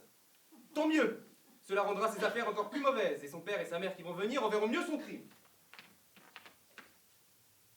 Oh. La porte s'est fermée. quelqu'un! Qu'on m'ouvre promptement! Comment, c'est toi? D'où viens-tu, bon Pandare? Est-il l'heure de rentrer chez soi quand le jour est près de paraître? Comment? Vous avez... Va, traître. Je suis lasse de tes déportements. Et je m'en vais plaindre sans plus tarder à mon père et à ma mère. Quoi? C'est ainsi que vous osez...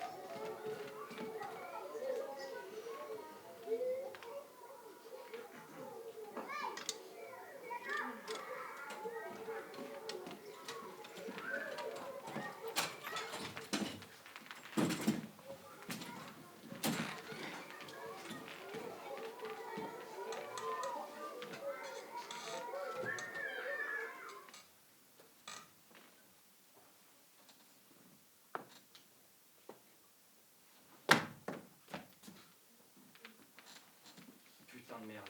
Je sais. Est-ce que ça va? Ouais. Vraiment? Ouais. Sûr? Ouais. Non, je veux dire... Non? Non, je veux dire, ouais, je suis... Tu es sûr? Oui, arrête, s'il te plaît. Tu es sûr? Je veux dire, putain, ils t'ont examiné ou quoi? Je vais très bien. Je veux dire, il y a Sois quelqu'un pas par ici? lourdingue, parce Les que médecins, où la ils sont viande- tous? Occupés, ils sont Je veux occupés. dire, tu as parlé à quelqu'un? À la police. Lourdingue? C'est bon. Je ne suis pas lourdingue, je suis inquiet. Ça va. Ça va? Oui. Il y a du sang sur la manche, Jess. Quoi? Non, c'est celui du type. Le sang du type? Oui, c'est le sang du type. Qu'est-ce qui s'est passé? Un coup de couteau. Quoi? Le type. C'est ça? Le type, il l'a poignardé. Pourquoi? Parce qu'il l'avait bousculé. Il l'a poignardé parce qu'il l'avait bousculé? Ouais. Parce qu'il l'avait bousculé? Ouais. Putain. Ouais, putain, parce que... Parce qu'il l'avait bousculé? Tu vois, il était au téléphone et... Qui? Le type... Non, pardon. L'autre type. L'autre type était au téléphone. Il passait un coup de fil et il y avait du monde dans la rue. Et C'était où? Sur Oxford Street. Et il courait pour attraper le bus. Sur Oxford Street? Oui, c'est ça. Et il courait pour attraper... Sur Oxford Street? Oui, c'était sur Oxford Street. Je t'ai dit que c'était sur Oxford Street. Désolé.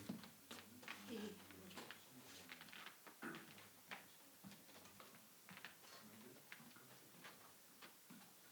D'accord, il le bouscule et il lui fait tomber le téléphone des mains et il rebondit par terre. Le téléphone? Oui, le téléphone. Il rebondit jusque sous un bus. Ça va? Oui, je vais bien. Sous un bus? Ouais, comme dans un gag, quoi. Il était cassé?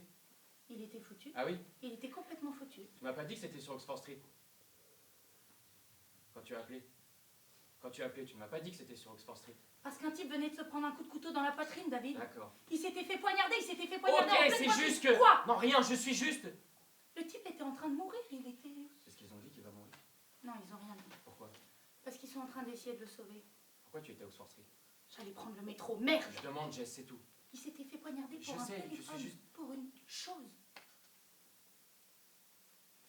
C'était un Nokia, je crois.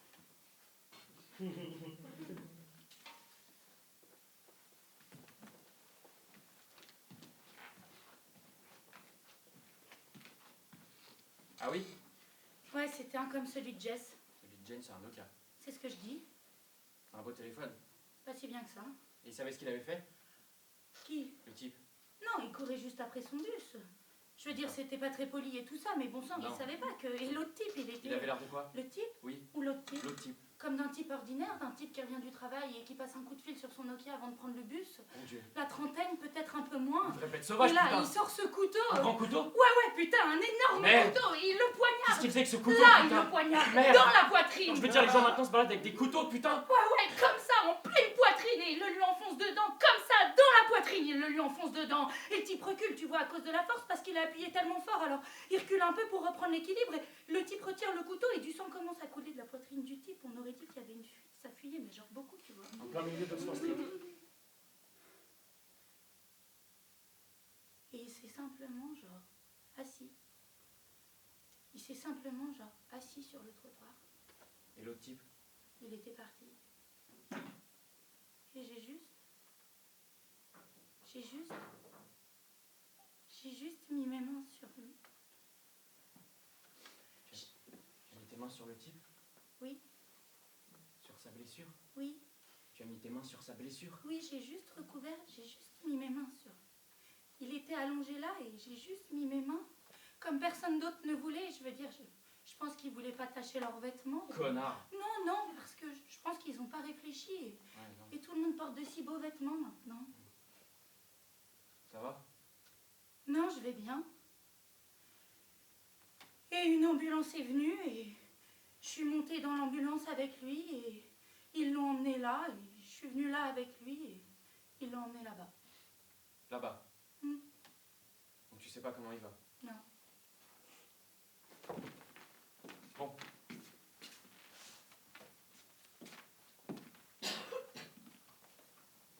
C'était quel métro? Hein? Tu allais prendre quel métro? Leicester Square. Ok. C'est pas sur Oxford Street? Ah bon?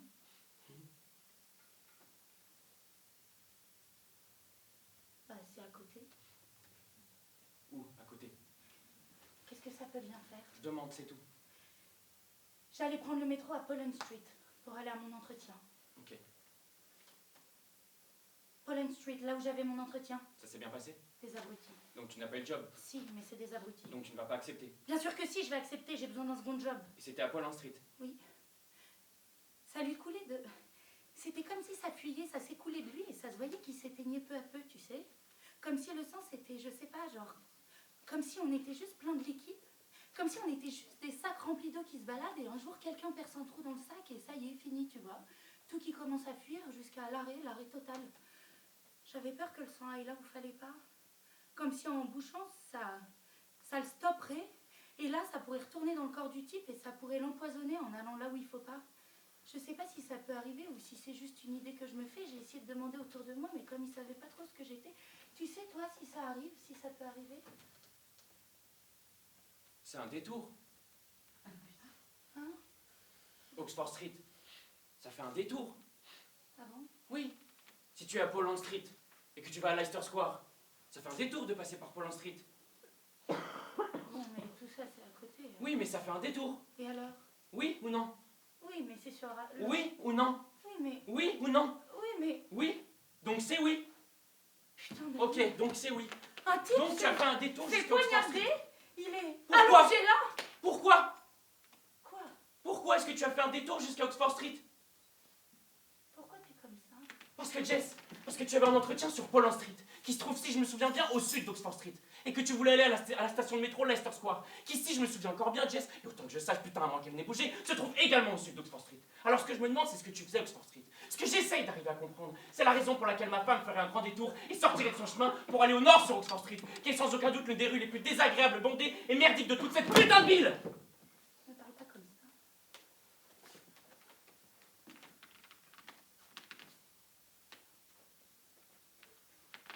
Tu as acheté quelque chose?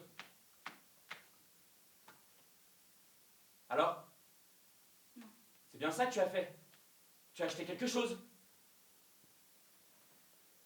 Jess, c'est bien ça? Non, c'est pas ça. Après tout ce qu'on a traversé? Après ton séjour dans un hôpital psychiatrique, Jess?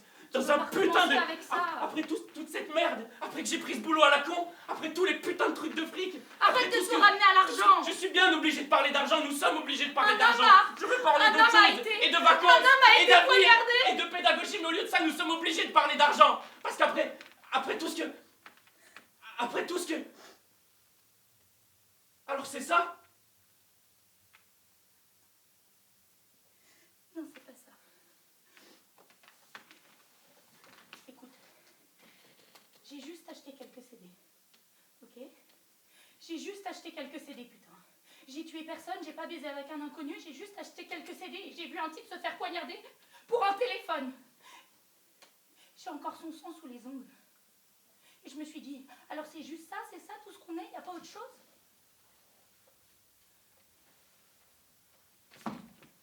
Les CD. Où sont-ils? Je vais voir les CD. Super, les CD.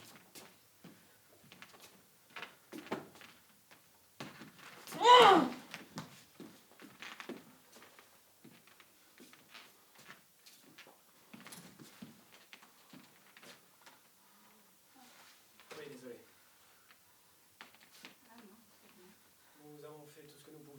l'hémorragie était trop Ah oui, importante. ça va. Bon. Vous avez fait tout ce que vous pouviez. Ah oui, je sais. Ça va aller, ça va. Je veux dire, vous êtes sûr qu'il est... Il y a une poche dans laquelle se situe le cœur et l'hémorragie s'est propagée dans cette poche, ce qui l'a totalement rompu. Non mais ça va aller. C'est bon. Ça va aller? Vous n'êtes pas toute seule alors, je vais. Vous avez un distributeur de café au bout du couloir. Merci. Merci pour le...